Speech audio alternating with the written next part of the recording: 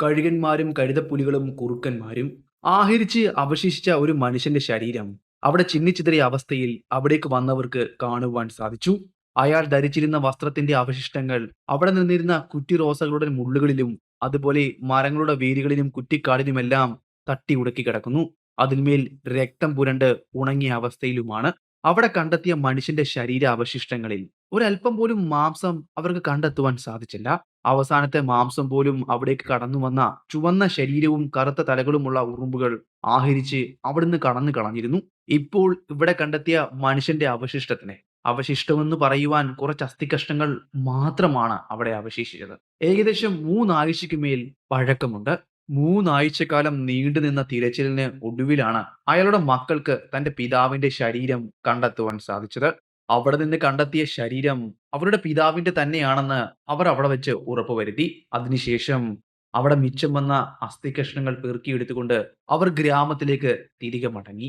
നനഞ്ഞു കുതിർന്ന കണ്ണുകളും നിരാശയും മാത്രമായിരുന്നു അപ്പോൾ അവരുടെ മുഖത്ത് നിഴലിച്ചിരുന്നത്. മൈസൂർ സംസ്ഥാനത്തിലെ ബന്ദിപ്പൂർ വനത്തിനരികിൽ സ്ഥിതി ചെയ്യുന്ന ബിലരുഹുണ്ടി എന്ന ഗ്രാമത്തെയും അതിനു ചുറ്റുമുള്ള മറ്റ് ഗ്രാമങ്ങളെയും ഭീതിയുടെ നിഴലാഴ്ത്തിയ രാത്രിയുടെ രാക്ഷസന്റെ കഥയാണ് നമ്മൾ ഇന്ന് പറയുവാൻ പോകുന്നത് ആനമല തമ്പിയുടെ മറ്റൊരു വേട്ടയുടെ കഥയാണ്. ഒരു കരിമ്പുലിയെ വേട്ടയാടിയ കഥ.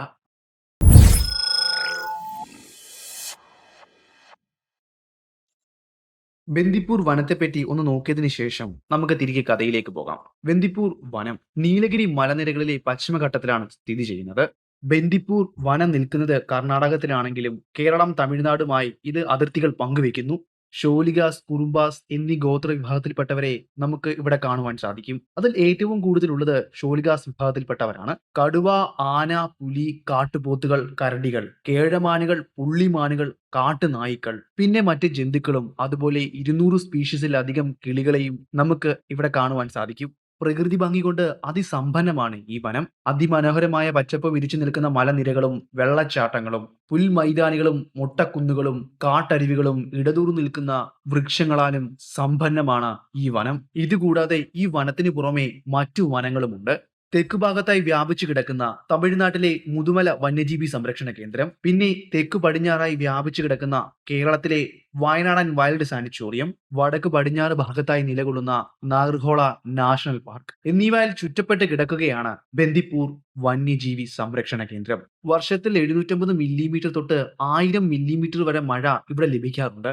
ഇനിയും നമുക്ക് കഥയിലേക്ക് പോകാം. ബിലിരാഹുടി എന്ന ഗ്രാമത്തിൽ ഈ കാലഘട്ടങ്ങളിൽ ഏറ്റവും കൂടുതൽ താമസിച്ചുകൊണ്ടിരുന്നത് ഷോലഗാസ് വിഭാഗത്തിൽപ്പെട്ടവരായിരുന്നു. അതിനു പുറമെ കുറുംബാസ് വിഭാഗത്തിൽപ്പെട്ടവരെയും നമുക്ക് ഇവിടെ കാണുവാൻ സാധിക്കും. എങ്കിലും കുറുംബാസ് വിഭാഗത്തിൽപ്പെട്ടവർ ഏറ്റവും കൂടുതൽ അക്കാലത്ത് താമസിച്ചു കൊണ്ടിരുന്നത് വനത്തിനുള്ളിൽ തന്നെയാണ്. കാരണം അവരുടെ പ്രധാന ഉപജീവന മാർഗം വനത്തിലേക്ക് കയറി തേൻ ശേഖരിക്കലും അങ്ങനെ ശേഖരിച്ചു കിട്ടുന്ന തേൻ അടുത്തുള്ള ഗ്രാമങ്ങളിലും മറ്റും കൊണ്ട് കച്ചവടം ചെയ്തുമൊക്കെ ആയിരുന്നു അവർ ജീവിച്ചിരുന്നത്. അതുമാത്രമായിരുന്നില്ല, അവർ വനത്തിലേക്ക് പോയി നായാടാറുണ്ടായിരുന്നു, മത്സ്യങ്ങളെ പിടിക്കാറുണ്ടായിരുന്നു, വനത്തിൽ നിന്നും വനവിഭവങ്ങൾ ശേഖരിക്കാറുണ്ടായിരുന്നു.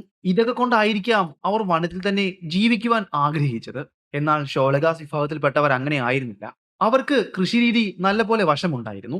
അവർ അല്പമല്പമായി വനം വെട്ടിയെടുത്ത് അവിടെ കൃഷി ചെയ്യാറുണ്ടായിരുന്നു. ചോളം, റാഗി, നെല്ല്, പച്ചക്കറികൾ, പിന്നെ മറ്റ് പഴവർഗ്ഗങ്ങളും അവരവിടെ കൃഷി ചെയ്യാറുണ്ടായിരുന്നു. അതിനു പുറമെ അവരും വനത്തിലേക്ക് പോയി തേൻ ശേഖരിക്കാറുണ്ടായിരുന്നു, മീൻ പിടിക്കാറുണ്ടായിരുന്നു, അവരുടെ കന്നുകാലികളെ മേയ്ക്കാറുണ്ടായിരുന്നു. ഇതിൽ നിന്നെല്ലാം കിട്ടുന്ന പാലും വെണ്ണയും തേനും മറ്റ് പഴവർഗ്ഗങ്ങളും അതുപോലെ വനത്തിലേക്ക് പോയി ശേഖരിക്കുന്ന പച്ചമരുന്നുകളും അവയെല്ലാം അവർ അടുത്തുള്ള ചന്തകളിലും മറ്റ് ഗ്രാമങ്ങളിലും കൊണ്ടുപോയി കച്ചവടവും ചെയ്യാറുണ്ടായിരുന്നു. ഇതെല്ലാമായിരുന്നു ഈ പ്രദേശങ്ങളിലെ ആളുകളുടെ പ്രധാന ഉപജീവന മാർഗങ്ങൾ. ഇവിടങ്ങളിലെ ആളുകൾ തികഞ്ഞ ശാന്ത സ്വഭാവക്കാരും അന്നന്നുള്ള അത്താഴത്തിനു വേണ്ടി കഷ്ടപ്പെടുന്നവരുമായിരുന്നു. ഞാൻ നിങ്ങളോട് പറഞ്ഞിരുന്നുവല്ലോ, വനം കയ്യേറിയാണ് അവർ കൃഷിഭൂമി ഉണ്ടാക്കിയിരുന്നതെന്നും കൃഷികൾ നടത്തിയിരുന്നതെന്നും. ഇങ്ങനെ മരങ്ങളും മറ്റും വെട്ടി നശിപ്പിച്ച് അവർ കൃഷിയിടങ്ങൾ ഉണ്ടാക്കിയെടുക്കുകയും കുറച്ച് വർഷങ്ങൾ അവിടെ കൃഷികൾ ചെയ്യുകയും ചെയ്യും. പിന്നീട് അവർ ആ കൃഷിസ്ഥലം ഉപേക്ഷിക്കുകയാണ് പതിവ്. പിന്നെ സ്വാഭാവികമായും അവിടെ പുല്ലുകളും മറ്റ് കാട്ടുചെടികളും വളർന്ന് ഒരു കാട് പോലെ രൂപം പ്രാപിക്കാറാണ് പതിവ്. പിന്നെ വർഷങ്ങൾക്കപ്പുറം അതെല്ലാം വെട്ടി നശിപ്പിച്ച് വീണ്ടും അവിടെ കൃഷി ഇറക്കും. അതാണ് അവിടുത്തെ ആളുകളുടെ ഒരു രീതി. അങ്ങനെ ഈ ഗ്രാമത്തിനരികിൽ തന്നെ ഏകദേശം 2 വർഷങ്ങൾക്ക് മുന്നേ അവർ അങ്ങനെ ഉപേക്ഷിച്ച ഒരു വലിയ കൃഷിയിടത്ത് പുല്ലുകളും മറ്റ് ചെടികളും കുറ്റിക്കാടുകളും വളർന്ന് ഒരു വലിയ കാട് പോലെ രൂപം പ്രാപിച്ചിരിക്കുന്നു. അവിടേക്ക് വനത്തിൽ നിന്നുമുള്ള കാട്ടുപന്നികളും മറ്റ് ജീവികളും വന്ന് താമസവും തുടങ്ങിക്കഴിഞ്ഞിരിക്കുന്നു. അതിനോട് ചേർന്ന് തന്നെയാണ് അവിടുത്തെ ആളുകൾക്ക് മറ്റൊരു വലിയ കൃഷിസ്ഥലവും ഉണ്ടായിരുന്നത്. എന്നാൽ അവിടെ കൃഷികൾ നടന്നുകൊണ്ടിരിക്കുകയുമാണ്. റാഗിയാണ് ഇപ്രാവശ്യം അവർ കൃഷിക്ക് ഇട്ടിരിക്കുന്നത്. അത് നല്ലപോലെ വളർന്ന് വിളവെടുക്കാറായി കിടക്കുകയുമാണ്. ധാരാളം കാട്ടുപന്നികളും മാനുകളും അവിടേക്ക് കുടിയേറി പാർക്കുകയും അവിടെ കുഴികളും മറ്റും രൂപീകരിച്ച് കാട്ടുപന്നികൾ അവിടെ പെരുകുകയുമാണ് ചെയ്തത്. അങ്ങനെ ആയതുകൊണ്ടായിരിക്കാം അവിടേക്ക് അവരെ തേടി കടുവകളും പുലികളും മറ്റു വന്യജീവികളും എത്തുവാൻ തുടങ്ങിയത്. രാത്രി കാലങ്ങളിലും അല്ലാത്തപ്പോഴുമെല്ലാം കാട്ടുപന്നികളും മാനുകളുമെല്ലാം കൃഷിയിടത്തിലേക്ക് ഇറങ്ങി വിളകൾ നശിപ്പിക്കുന്നതും പതിവായിരുന്നു. കുറച്ചു കാലം അവിടുത്തെ കർഷകർ എല്ലാം ക്ഷമിച്ചു നിന്നു. എന്നാൽ വന്യജീവികളുടെ ശല്യം രൂക്ഷമായതോടെ രാത്രികാലങ്ങളിൽ അവരുടെ വിളകൾക്ക് കാവൽ നിൽക്കുവാനും അവർ തീരുമാനിച്ചു കഴിഞ്ഞിരുന്നു. അതിനുവേണ്ടി കൃഷിയിടങ്ങൾക്ക് നടുവിൽ ചെറിയ ചെറിയ ഏറുമാടങ്ങൾ അവിടെ സ്ഥാപിക്കുകയും അതിൽ രാത്രികാലങ്ങളിൽ 1-2 പേർ കാവൽ നിൽക്കുന്നതും പതിവായിരുന്നു. ഇങ്ങനെ വന്യജീവികളോ കാട്ടുപന്നികളോ അവരുടെ കൃഷിയിടത്തിലേക്ക് കൃഷികൾ നശിപ്പിക്കുവാൻ വേണ്ടി എത്തുമ്പോൾ അവയെ ഭയപ്പെടുത്തി തിരികെ വനത്തിലേക്ക് തന്നെ ഓടിക്കുവാൻ വേണ്ടിയാണ് അവർ അങ്ങനെ കാവൽ കടന്നത്. തീപ്പന്തങ്ങളും അമ്പും വില്ലുകളും അതിനുവേണ്ടി അവിടുത്തെ ആളുകൾ സജ്ജീകരിച്ചു. എന്നാൽ ഇതൊന്നും വേണ്ട രീതിയിൽ അവിടുത്തെ ആളുകൾക്ക് പ്രയോജനപ്പെട്ടില്ല. കാരണം കാട്ടുപന്നികൾ അത്രയ്ക്കധികം അവിടെ ശല്യം തീർത്തിരുന്നു. അതിനെ തുടർന്ന് അവിടുത്തെ ഗ്രാമീണർ കുറച്ച് നാടൻ ശിക്കാരികളുടെ സഹായത്തോടെ നമ്മൾ മുന്നേ പറഞ്ഞ ഏകദേശം 2 വർഷങ്ങൾക്ക് മുന്നേ അവർ ഉപേക്ഷിച്ച ആ പ്രദേശത്ത് നിറഞ്ഞു നിന്ന കാട്ടുപന്നികളെ വെടിവെച്ച് കൊല്ലുവാൻ വേണ്ടി അല്ലെങ്കിൽ പിടികൂടുവാൻ വേണ്ടി അയൽ ഗ്രാമങ്ങളിൽ നിന്നും കൊണ്ടുവന്നിരുന്നു. അതിനുവേണ്ടി തക്കതായ പ്രതിഫലവും അവർക്ക് നൽകിയിരുന്നു. ഏകദേശം 3-4 മാസങ്ങൾ കൊണ്ട് ആ പ്രദേശത്തുള്ള ഒരുവിധം കാട്ടുപന്നികളെയെല്ലാം ഈ നാടൻ വേട്ടക്കാരെ ഉപയോഗിച്ച് അവർ വെടിവെച്ച് കൊന്നുകളഞ്ഞിരുന്നു. മാസങ്ങൾക്ക് മുന്നേ അവരുടെ കൃഷിയിടത്തിലേക്ക് അവർ കൃഷി ചെയ്ത ചോളം ഇപ്പോൾ ഒരു പരുവം വളർന്നു നിൽക്കുന്നു. ഈ സമയങ്ങളിലുള്ള സാധാരണഗതിയിലുള്ള കാട്ടുപന്നികളുടെ ശല്യവും താരതമ്യേന കുറഞ്ഞിരിക്കുന്നു.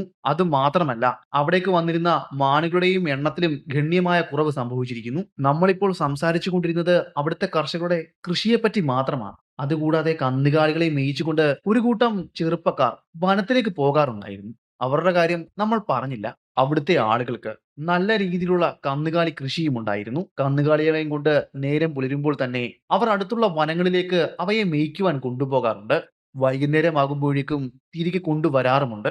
ചില ഘട്ടങ്ങളിൽ അതിൽ നിന്നും 1-2 പശുക്കളെ നഷ്ടമാകുന്നത് പതിവായിരുന്നു. എന്നാൽ അതൊന്നും അവിടുത്തെ ആളുകൾ കാര്യമാക്കാറില്ല. ഇത് നടക്കുന്നത് മാസത്തിലോ അല്ലെങ്കിൽ 2-3 മാസം നിൽക്കുമ്പോഴോ ഒരിക്കലൊക്കെ ആയിരിക്കാം. ഇതൊന്നും അവിടുത്തെ ആളുകളെ വലിയ രീതിയിലൊന്നും ബാധിച്ചിട്ടില്ല. 4-5 മാസങ്ങൾക്ക് ശേഷം അവിടുത്തെ ഗ്രാമീണർക്ക് നേരിടേണ്ടി വന്നത് അതിഭയാനകമായ ചില കാര്യങ്ങളായിരുന്നു. അവരുടെ കന്നുകാലികളെ പലതിനെയും നഷ്ടമാകുവാൻ തുടങ്ങി. പൂർണ്ണമായും അവരുടെ കൃഷിയിടത്തിലേക്കുള്ള കാട്ടുപന്നികളുടെ ശല്യം നിലച്ചു. എന്നാൽ അതിന് പകരമായി അവർക്ക് നൽകേണ്ടി വന്നത് അവർ വളർത്തിയിരുന്ന പശുക്കളെയും ആടുകളെയും നായ്ക്കളെയും പക്ഷികളെയും ആയിരുന്നു. പുതുതായി രൂപപ്പെട്ട ആ കാട് പിടിച്ച സ്ഥലത്തേക്ക് മുന്നേ കുടിയേറി പാർത്ത കാട്ടുപന്നികളെയും മറ്റു മാനുകളെയും എല്ലാം പിടിച്ചു തിന്നുവാൻ വേണ്ടി ഇരപിടുത്തക്കാരായ കടുവകളും പുലികളും അവിടേക്ക് കുടിയേറി വന്നിരുന്നു. അവയുടെ ഭക്ഷണത്തിന്റെ സാന്നിധ്യം കുറഞ്ഞതോടെ അവയിൽ പലതും തിരികെ വനത്തിലേക്ക് പോയിരുന്നു. 2 ആഴ്ചകൾക്ക് മുന്നേ അവരുടെ കൃഷിയിടത്തു നിന്നും അവർക്കൊരു പുള്ളിപ്പുലിയുടെ ശരീരം ലഭിച്ചിരുന്നു. ഏതോ കടുവ കടിച്ചു കൊന്ന അവസ്ഥയിലായിരുന്നു അവർക്കതിനെ കാണുവാൻ സാധിച്ചത്. ഏതെങ്കിലും തരത്തിൽ കൃഷിയിടത്തിൽ വെച്ച് ഇരയ്ക്ക് വേണ്ടി പോരാടിയപ്പോൾ ആയിരിക്കാം കടുവയുടെ ആക്രമണത്തിന് ആ പുള്ളിപ്പുലി ഇരയായത്. കടുവയുടെ ശൗര്യത്തിന് മുന്നിൽ ഒരുപക്ഷെ അവന് മുട്ടുമടക്കേണ്ടതായി വന്നു കാണണം. യുദ്ധത്തിൽ ജയിച്ച കടുവ തന്റെ ഇരയും കൊണ്ട് വനത്തിലേക്ക് മടങ്ങി കാണണം. പിന്നെ കുറച്ചു കാലം വനത്തിലേക്ക് കന്നുകാലികളെ മേയ്ക്കുവാൻ കൊണ്ടുപോകുന്നത് ഗ്രാമീണർ താൽക്കാലികമായി നിർത്തിയിരുന്നു. അവർ മറ്റൊരു സ്ഥലത്തേക്ക് തന്റെ കന്നുകാലികളെ മേയ്ക്കുവാൻ കൊണ്ടുപോകുകയായിരുന്നു. അങ്ങനെ പതിയെ പതിയെ അവിടെ ഉണ്ടായിരുന്ന കടുവകളുടെ ശല്യവും കുറഞ്ഞു വരുവാൻ തുടങ്ങി. ആഹാരമില്ലാത്തപ്പോൾ ആഹാരം തേടി വനത്തിനുള്ളിലേക്ക് അവ വീണ്ടും പലായനം ആരംഭിച്ചു. കാട്ടുപന്നികളുടെയും മറ്റു വന്യജീവികളുടെയും ശല്യം കുറഞ്ഞിട്ടും അവരുടെ കൃഷിയിടത്തിലേക്ക് അവർ കാവൽ നിൽക്കുവാൻ പോകുന്നത് നിർത്തിയിരുന്നില്ല. ഒരിക്കൽ അവരുടെ അയൽ ഗ്രാമത്തിൽ നിന്നും വന്ന ഒരു തദ്ദേശിക വേട്ടക്കാരനായ ബിസപ്പ എന്ന ഒരു വേട്ടക്കാരൻ അവിടുത്തെ ഒരു കർഷകന്റെ കൂടെ തന്റെ കൃഷിയിടത്തിൽ കാവൽ നിൽക്കുവാൻ പോയിരുന്നു. അയാളുടെ ഉറ്റ സുഹൃത്തായിരുന്നു ഈ ബിഷപ്പ. തന്റെ കയ്യിൽ നിന്ന് നാടൻ തോക്കുമായിട്ടായിരുന്നു അവർ രാത്രിയിൽ അവിടെ കാവൽ നിൽക്കുവാൻ പോയത്. അങ്ങനെ രാത്രിയിൽ അവർ ഓരോ വർത്തമാനങ്ങളെല്ലാം പറഞ്ഞ് അവരുടെ കൃഷിയിടത്തിന് കാവൽ നിൽക്കുന്ന സമയം കൃഷിയിടത്തിൽ ഒരു കാട്ടുപന്നിയുടെ കരച്ചിൽ കേട്ടു. ഏതോ മൃഗം ആ കാട്ടുപന്നിയെ പിടികൂടിയിരിക്കുന്നു. അവൻ വല്ലാതെ കരയുകയാണ്. ഏറുമാടത്തിൽ നിന്നും ഏകദേശം 10-12 അടി ദൂരത്ത് നിന്നുമാണ് ആ ശബ്ദം വരുന്നത്. അതായത് കൃഷി ചെയ്തിരിക്കുന്ന ചോളങ്ങൾക്കിടയിൽ നിന്നും. ഇരുട്ടിന്റെ മറവിൽ ഒന്നും വ്യക്തമല്ല. തീപ്പന്തം വീശിയും ശബ്ദമുണ്ടാക്കിയും അവയെ അവിടെ നിന്ന് തുരത്തുവാൻ നോക്കിയിട്ടും യാതൊരു പ്രയോജനവും ഉണ്ടായില്ല. അതിൽ നിന്നും ബിഷപ്പിക്ക് ഒരു കാര്യം മനസ്സിലായി. പുലി അല്ലെങ്കിൽ കടുവ അവിടെ ഇട്ട് ഒരു കാട്ടുപന്നിയെ പിടികൂടിയിരിക്കുന്നു. അവന്റെ പിടിയിൽ നിന്നും രക്ഷപ്പെട്ട് ഓടുവാൻ വേണ്ടിയായിരിക്കാം ആ കാട്ടുപന്നി ഈ ബഹളമെല്ലാം ഉണ്ടാക്കുന്നത്. തദ്ദേശികനായ വേട്ടക്കാരൻ തന്റെ തോക്കെടുത്തു. ശബ്ദം കേട്ട ആ ഭാഗത്തേക്ക് തന്റെ തോക്ക് ചൂണ്ടി നിറയൊഴിച്ചു. അവരുടെ ഏറുമാടത്തിനരികിലേക്ക് എന്തോ ഒരു കറുത്ത രൂപം പെട്ടെന്ന് ഓടിയെത്തുന്നത് അവർ കണ്ടു. അതവരെ മറികടന്നുകൊണ്ട് മറ്റൊരു ചോളങ്ങൾക്കിടയിലേക്ക് ഒയ്മറഞ്ഞു. പിന്നീട് അവിടെ ഉയർന്നു കേട്ടത് ഒരു പുലിയുടെ ഉഗ്രമായ ഗർജനമായിരുന്നു.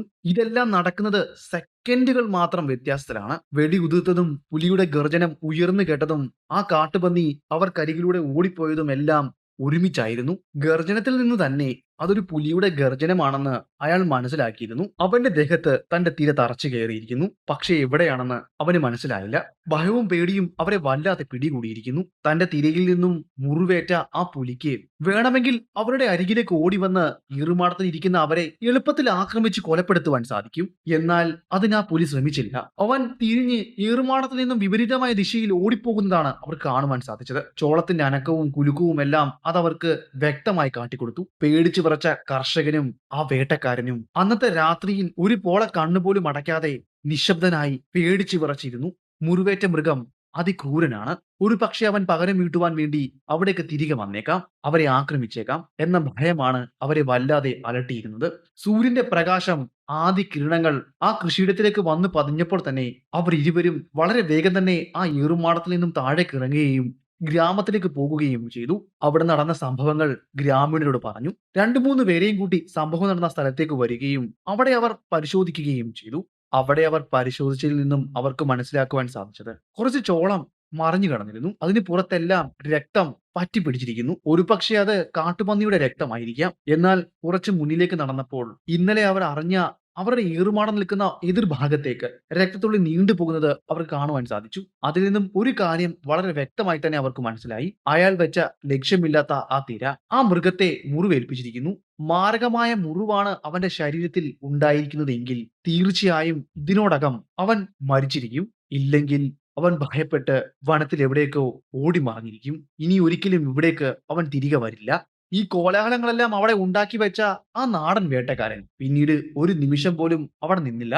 അന്ന് തന്നെ അയാൾ തിരിച്ച് അയാളുടെ ഗ്രാമത്തിലേക്ക് പോയി. എന്നാൽ ഏകദേശം വൈകുന്നേരമായപ്പോഴേക്കും കൃഷിയിടത്തിലേക്ക് പോയ 2 പേർ തലേന്ന് രാത്രിയിൽ പോരാടിയ ആ കാട്ടുപന്നിയുടെ ശരീരം കണ്ടെത്തി. അതിന്റെ ശരീരത്തിൽ തറച്ചു കയറിയ വെടിയുണ്ടയും അവർക്ക് കാണുവാൻ സാധിച്ചു. തലേന്ന് രാത്രിയിൽ ആ വേട്ടക്കാരൻ ഉതിർത്ത തിര ഇവന്റെ ശരീരത്തിലാണ് തറച്ചു കയറിയിരിക്കുന്നത്. പിന്നെ എങ്ങനെയാണ് ആ മൃഗത്തിന് പരിക്കേറ്റിരിക്കുന്നത്? ചിലപ്പോൾ പ്രതീക്ഷിക്കാത്ത നേരത്ത് കാട്ടുപന്നിയുടെ ശരീരത്തിലേക്ക് തിര വന്ന് തറച്ചു കയറുകയും ഉഗ്രമായ വെടിശബ്ദം കേൾക്കുകയും ചെയ്തപ്പോൾ പ്രാണരക്ഷാർത്ഥം തന്റെ തീറ്റകൾ കൊണ്ട് പുലിയെ ആക്രമിച്ചു കാണണം. വെടിയുടെ ശബ്ദം കേട്ടപ്പോൾ ഉറപ്പായും ആ വന്യജീവി ഭയന്ന് കാണണം. ആ കാട്ടുപന്നിയുടെ ശരീരത്തിൽ നിന്നും പിടിവിട്ട് കാണണം. ആ സമയമായിരിക്കാം കാട്ടുപന്നി തന്റെ തീറ്റകൾ കൊണ്ട് ആ പുലിയെ ആക്രമിച്ചത്. അവന്റെ തീറ്റപ്പല്ലുകൾ കൊണ്ടുള്ള ആക്രമണത്തിൽ മുറിവേറ്റത് കൊണ്ടായിരിക്കാം ആ പുലിയുടെ ശരീരത്തിൽ നിന്നും രക്തം ധാരാളമായി താഴേക്ക് ഒലിച്ചിറങ്ങിയത്. അതിന്റെ വേദനയിലായിരിക്കാം അവൻ ഉഗ്രമായി ഗർജിച്ചത്. അങ്ങനെ പതിയെ പതിയെ അന്ന് അവിടെ നടന്ന സംഭവം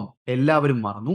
എന്നാൽ മറ്റൊരു സംഭവത്തിന് അവിടെ തിരി കൊളുത്തിയിരുന്നു എന്ന് അവർ അറിഞ്ഞിരുന്നില്ല. കാട്ടുപന്നിയുടെ കയ്യിൽ നിന്നും മാരകമായി മുറിവേറ്റ ആ മൃഗം പിന്നീട് ആ ഗ്രാമത്തിന് തലവേദന സൃഷ്ടിക്കുകയായിരുന്നു. ഇവിടെയും ഒരു രീതിയിലല്ലെങ്കിൽ മറ്റൊരു രീതിയിൽ മനുഷ്യൻ തന്നെയാണ് ഈ മൃഗത്തെയും നരഭോജിയാക്കി മാറ്റിയത്, അല്ലെങ്കിൽ മനുഷ്യന് നാശം വിതയ്ക്കുന്ന രീതിയിൽ ആക്കി മാറ്റിയത്. അങ്ങനെ മാസങ്ങൾ കഴിഞ്ഞുപോയി.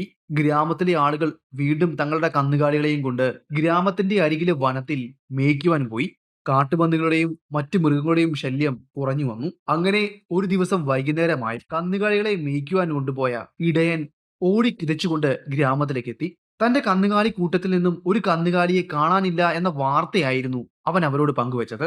കന്നുകാലികളെല്ലാം സുരക്ഷിതമായി തന്റെ കൂടെ ഉണ്ടായിരുന്നു എന്നും ഇങ്ങോട്ട് വരുന്ന വഴിയാണ് അതിലൊരുത്തനെ ഏതോ ഒരു മൃഗം പിടിച്ചുകൊണ്ടു പോയതെന്നും അവൻ പറഞ്ഞു. അതെന്താണെന്ന് താൻ കണ്ടില്ല എന്നും ഉഗ്രമായ ഒരു ഗർജനം കേട്ടുവെന്നും ആ പശുവിന്റെ അലർച്ച കേട്ടുവെന്നും അവൻ പറഞ്ഞു. തനിക്ക് ഭയം കാരണം എന്താണ് അവിടെ സംഭവിക്കുന്നതെന്ന് നോക്കുവാൻ താൻ പോയില്ല എന്നും അവരോട് പറഞ്ഞു. അവൻ ഗ്രാമത്തിലേക്ക് എത്തിയപ്പോൾ തന്നെ നേരം ഒരുപാട് വൈകി കഴിഞ്ഞിരുന്നു. സൂര്യൻ പടിഞ്ഞാറൻ ചക്രവാളത്തിലേക്ക് ഏതാണ്ട് അസ്തമിച്ചു കഴിഞ്ഞിരുന്നു.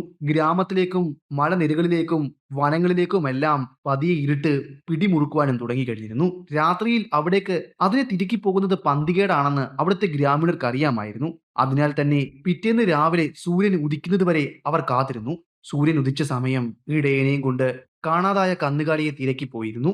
സംഭവം നടന്ന സ്ഥലത്ത് നിന്നും കന്നുകാലിയെ വലിച്ചുകൊണ്ടുപോയ പാട് അവർക്ക് വ്യക്തമായി തന്നെ കാണുവാൻ സാധിച്ചിരുന്നു. അങ്ങനെ വലിച്ചുകൊണ്ടുപോയ പാടിൽ ഒരു പുലിയുടെ കാലടയാളം വളരെ വ്യക്തമായി തന്നെ കാണുവാൻ സാധിച്ചു. അതിൽ നിന്നും ഒരു കൊലപാതകി ഒരു പുലിയാണെന്ന കാര്യം അവിടുത്തെ ആളുകൾക്ക് മനസ്സിലായി. എന്തായാലും കന്നുകാലിയെ വലിച്ചിഴച്ചു കൊണ്ടുപോയ പാടിനെ പിന്തുടർന്നുകൊണ്ട് ഏറെ ദൂരം അവർക്ക് മുന്നിലേക്ക് പോകേണ്ടതായി വന്നില്ല. അതിനു മുന്നേ തന്നെ ആ പശുവിന്റെ ശരീരം അവർക്ക് കണ്ടെത്തുവാൻ സാധിച്ചു. ചാരനിറത്തിലുണ്ടായിരുന്ന പശുവിന്റെ പാതിയിൽ കൂടുതലും ആ പുലി ആഹരിച്ചു കഴിഞ്ഞിരുന്നു. അവിടേക്ക് തിരക്കിപ്പോയ ഗ്രാമീണർ അവിടെ അവശേഷിച്ച ആ കന്നുകാലിയുടെ ശരീരം അവിടെ നിന്നും എടുത്തുകൊണ്ടുപോയി മറവ് ചെയ്തു. അതിനുശേഷം അവർ തിരികെ ഗ്രാമത്തിലേക്ക് പോകുകയാണ് ചെയ്തത്. അതൊരൊറ്റപ്പെട്ട സംഭവമായി മാത്രമാണ് അവിടുത്തെ ഗ്രാമീണർ കണ്ടത്. കാരണം ഇതിനു മുന്നേയും ഇവിടെ നിന്നും പല ഇടയന്മാരും അവരുടെ കന്നുകാലികളെയും കൊണ്ട് വനത്തിനുള്ളിലേക്ക് മേയ്ക്കുവാൻ പോയിരുന്നു. ഏകദേശം 2-3 മാസങ്ങളായി യാതൊരു കുഴപ്പവും ഉണ്ടായില്ല. ഇതാദ്യമായാണ് 2 മാസങ്ങൾക്ക് ശേഷം ഇങ്ങനെ ഒരു സംഭവം ഉണ്ടാകുന്നത്.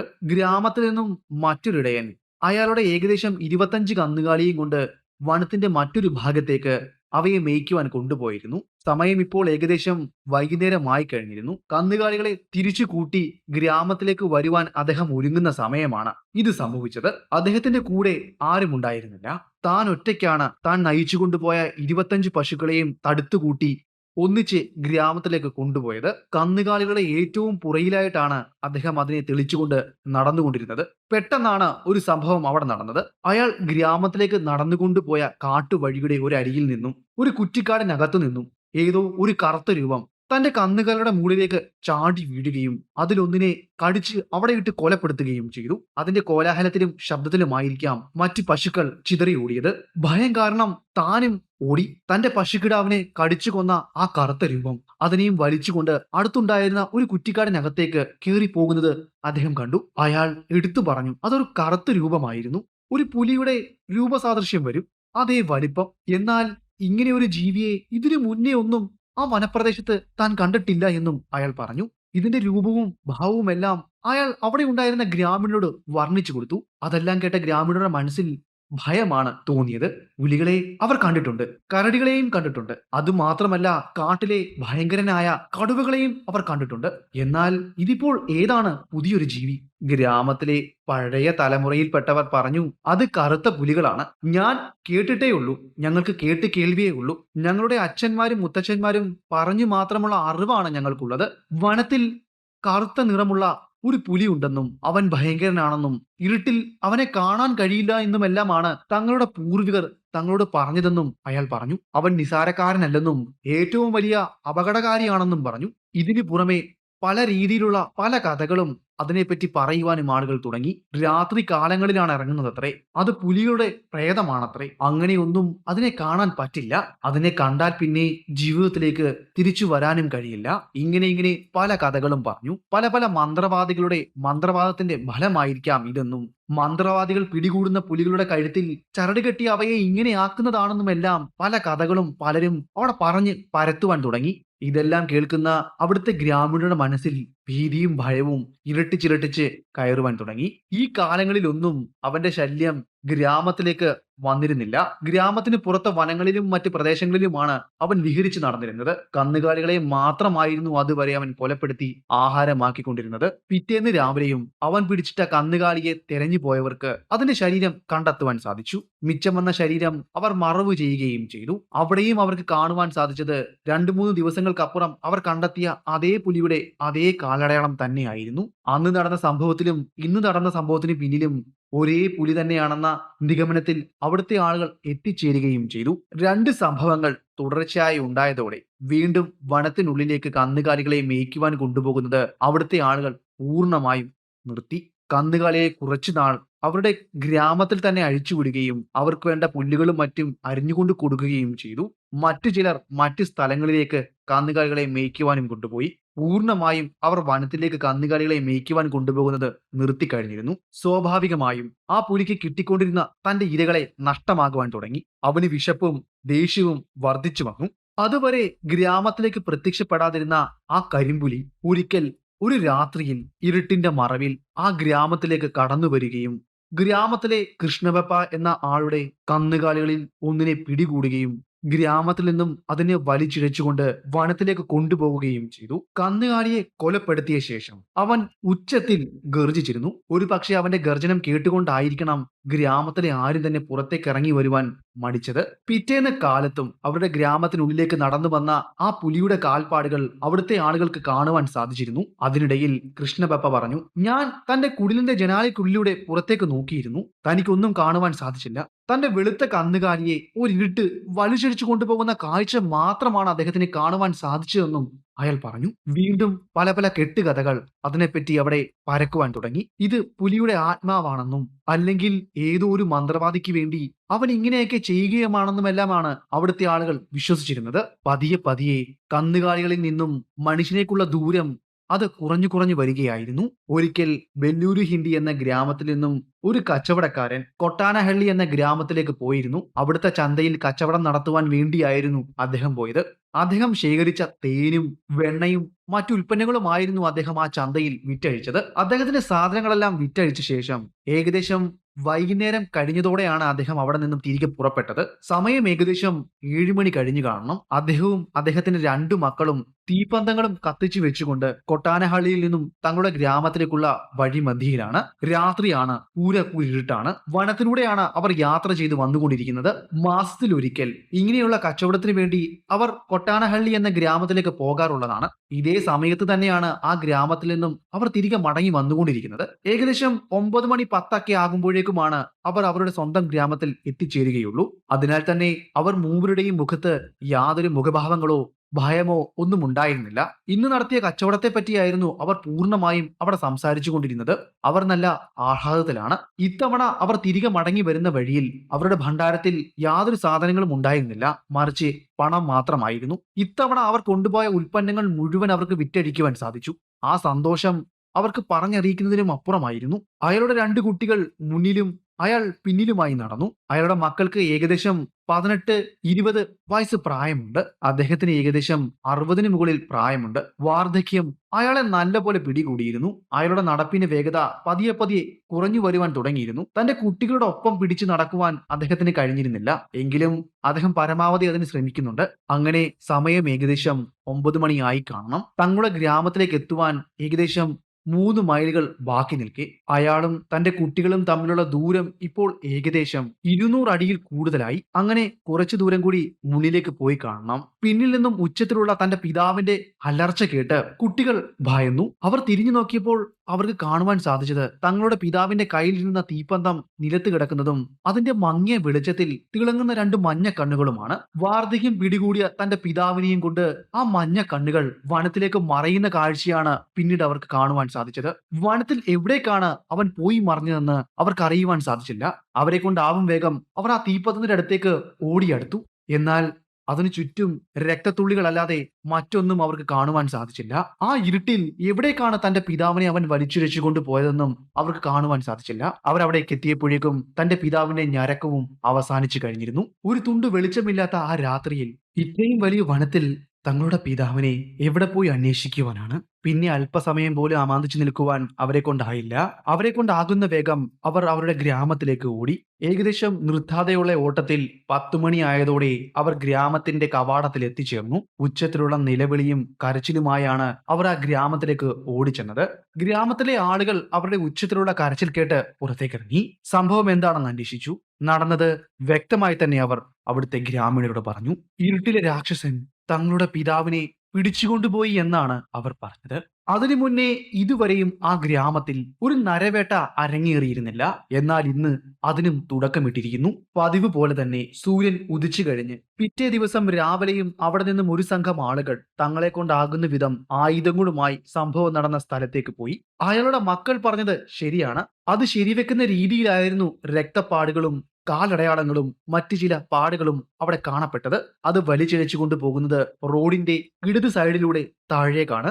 വനപാതയുടെ താഴേക്ക്, കുറ്റിക്കാടുകൾക്കിടയിലൂടെ, പിന്നീട് അവിടെ നിന്ന് വനത്തിലേക്ക്. അല്പദൂരം ചെന്നപ്പോൾ തന്നെ തന്റെ പിതാവിന്റെ കൈവശം ഉണ്ടായിരുന്ന സഞ്ചി ചോര പുരണ്ട അവസ്ഥയിൽ അവർക്ക് കാണുവാൻ സാധിച്ചു. തന്റെ പിതാവ് തോളിൽ തൂക്കിയിട്ടിരുന്ന ഒരു സഞ്ചിയായിരുന്നു അത്. അതിലായിരുന്നു കച്ചവടത്തിന്റെ പൈസ മുഴുവൻ ഇരുന്നത്. ആ സഞ്ചി അവർക്ക് കിട്ടി. പിതാവിന്റെ രക്തത്തിന്റെ പാടും അതിലുണ്ടായിരുന്നു. അദ്ദേഹത്തിന്റെ അവസാനത്തെ വേർപ്പ്. അയാളുടെ മക്കളുടെ കണ്ണുകൾ നനഞ്ഞു തുളുമ്പി. തിരച്ചിൽ സംഘം ആ രക്തപ്പാടുകളെ മാത്രം ആശ്രയിച്ചുകൊണ്ടാണ് മുന്നിലേക്ക് പോകുന്നത്. ആ യാത്ര ഏകദേശം 1.5 മൈലോളം നീണ്ടു നിന്നു. 1.5 മൈലുകൾക്കപ്പുറം വെച്ച് ആ രക്തപ്പാടുകളും അവസാനിച്ചിരുന്നു. പിന്നീട് ആ വൃദ്ധന്റെ ശരീരം എവിടേക്കാണ് അവൻ വലിച്ചിരിച്ചു കൊണ്ടുപോയിരിക്കുക എന്ന് കണ്ടെത്തുവാൻ അവർക്ക് സാധിച്ചില്ല. അവസാനമായി രക്തത്തുള്ളികൾ വന്ന് അവസാനിച്ചിടത്തു നിന്നും ഉദ്ദേശപ്രകാരം ഇടതുഭാഗത്തേക്കായിരിക്കും പോകുന്നതെന്ന് ഗ്രാമീണർ പറഞ്ഞു. അതിന്റെ പ്രകാരം അവർ അല്പദൂരം ഇടത്തേക്ക് സഞ്ചരിച്ചു. എന്നാൽ യാതൊരു തെളിവുകളോ അടയാളങ്ങളോ ഒന്നും അവർക്ക് കണ്ടെത്തുവാൻ സാധിച്ചില്ല. ഏകദേശം വൈകുന്നത് വരെ ആ തിരച്ചിൽ ആ വനത്തിൽ തുടർന്നു. വിശാലമായ വനം പടർന്ന് പന്തലിച്ച് കിടക്കുകയാണ്. പുലിക്ക് തന്റെ ഇരയും കൊണ്ട് ഏതു ഭാഗത്തേക്ക് വേണമെങ്കിലും സഞ്ചരിക്കാം. അവനാവോളം ആഹരിക്കാം. ശരീരം മറച്ചു വെക്കാം. എങ്കിലും പ്രതീക്ഷകൾ കൈവിടാതെ ഗ്രാമത്തിലെ ആളുകളും അയാളുടെ മക്കളും ബന്ധുക്കളും അന്വേഷണം തുടർന്നു. എന്നാൽ സൂര്യൻ അസ്തമിക്കുന്നതിന് കുറച്ചു മുന്നേ വെച്ച് അവരുടെ തിരച്ചിൽ അവസാനിപ്പിച്ച് അവർ തിരികെ അവരുടെ ഗ്രാമങ്ങളിലേക്ക് മടങ്ങി. കനത്ത നിരാശ മാത്രമായിരുന്നു ആ തിരച്ചിലിൽ അവർക്ക് സമ്മാനിച്ചത്. ഏകദേശം ഒരാഴ്ച കാലം ആ തിരച്ചിൽ തുടർന്നുകൊണ്ടിരുന്നു. എന്നാൽ യാതൊരു പുരോഗമനവും ഉണ്ടായിരുന്നില്ല. ഒരാഴ്ച ആയപ്പോഴേക്കും ആ തിരച്ചിൽ സംഘത്തിൽ ബന്ധുക്കളും മക്കളും മാത്രം അവശേഷിച്ചു. പിന്നെ വീണ്ടും മുന്നിലേക്ക് പോയപ്പോൾ മക്കൾ മാത്രമായി അവസാനിച്ചു.